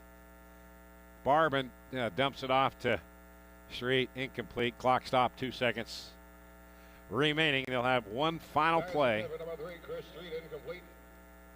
3rd down. The beginning of the week, we thought we were going to have massive rainfall tonight, but yeah, it turned off to be a pretty nice evening for football. Yeah, a lot of the rain got caught in Tucson. There, the BYU-Arizona game had a pretty big rain delay. And up in Salt Lake City, northern Utah, they're getting pounded. Yeah. Arizona State and the Utes. One final hoorah for Barbin in the end zone. And incomplete, and that'll do it. Very impressive performance by Tarleton State. Short-handed, no starting quarterback. Their 2 main running backs out, and they come up with a, I would say, a gut-out win. They just gutted it out. Yep, and they did what they wanted to do. Their backup quarterback, a senior, did enough to protect the football. He had 1 interception the first play of the game, but that was on a tip pass. But he made some good throws, kept them in the game, and then the ground game. That is how you survive on the road. Running game and good defense, those are the 2 things that travel in the game of football, and they traveled all the way out here to St. George and got a big win. The defense for Tarleton State allowed 1 touchdown pass tonight. That's only their 3rd touchdown pass they've allowed this year. That's how good they've been. And 7 straight wins now for Tarleton State. That is a school record for longest winning streak in the Division I era. And they got it out here without 3 of their main offensive weapons. They get it done. So Utah Tech put up a good fight, but in the end, the 3rd-ranked team in the country, Tarleton State, takes this one here in St. George. And now Utah Tech will head off onto their bye week, while Tarleton State will head home to take on West Georgia next Saturday. All right, so for Max Christensen and our entire crew of Utah Tech students and Utah Tech alum, I'm Rod Zundel saying so long from St. George, Utah, where the final score tonight, Tarleton State 41 and Utah Tech 23. All games airing on the ESPN networks are streaming live and archived on the ESPN app. This has been a presentation of ESPN.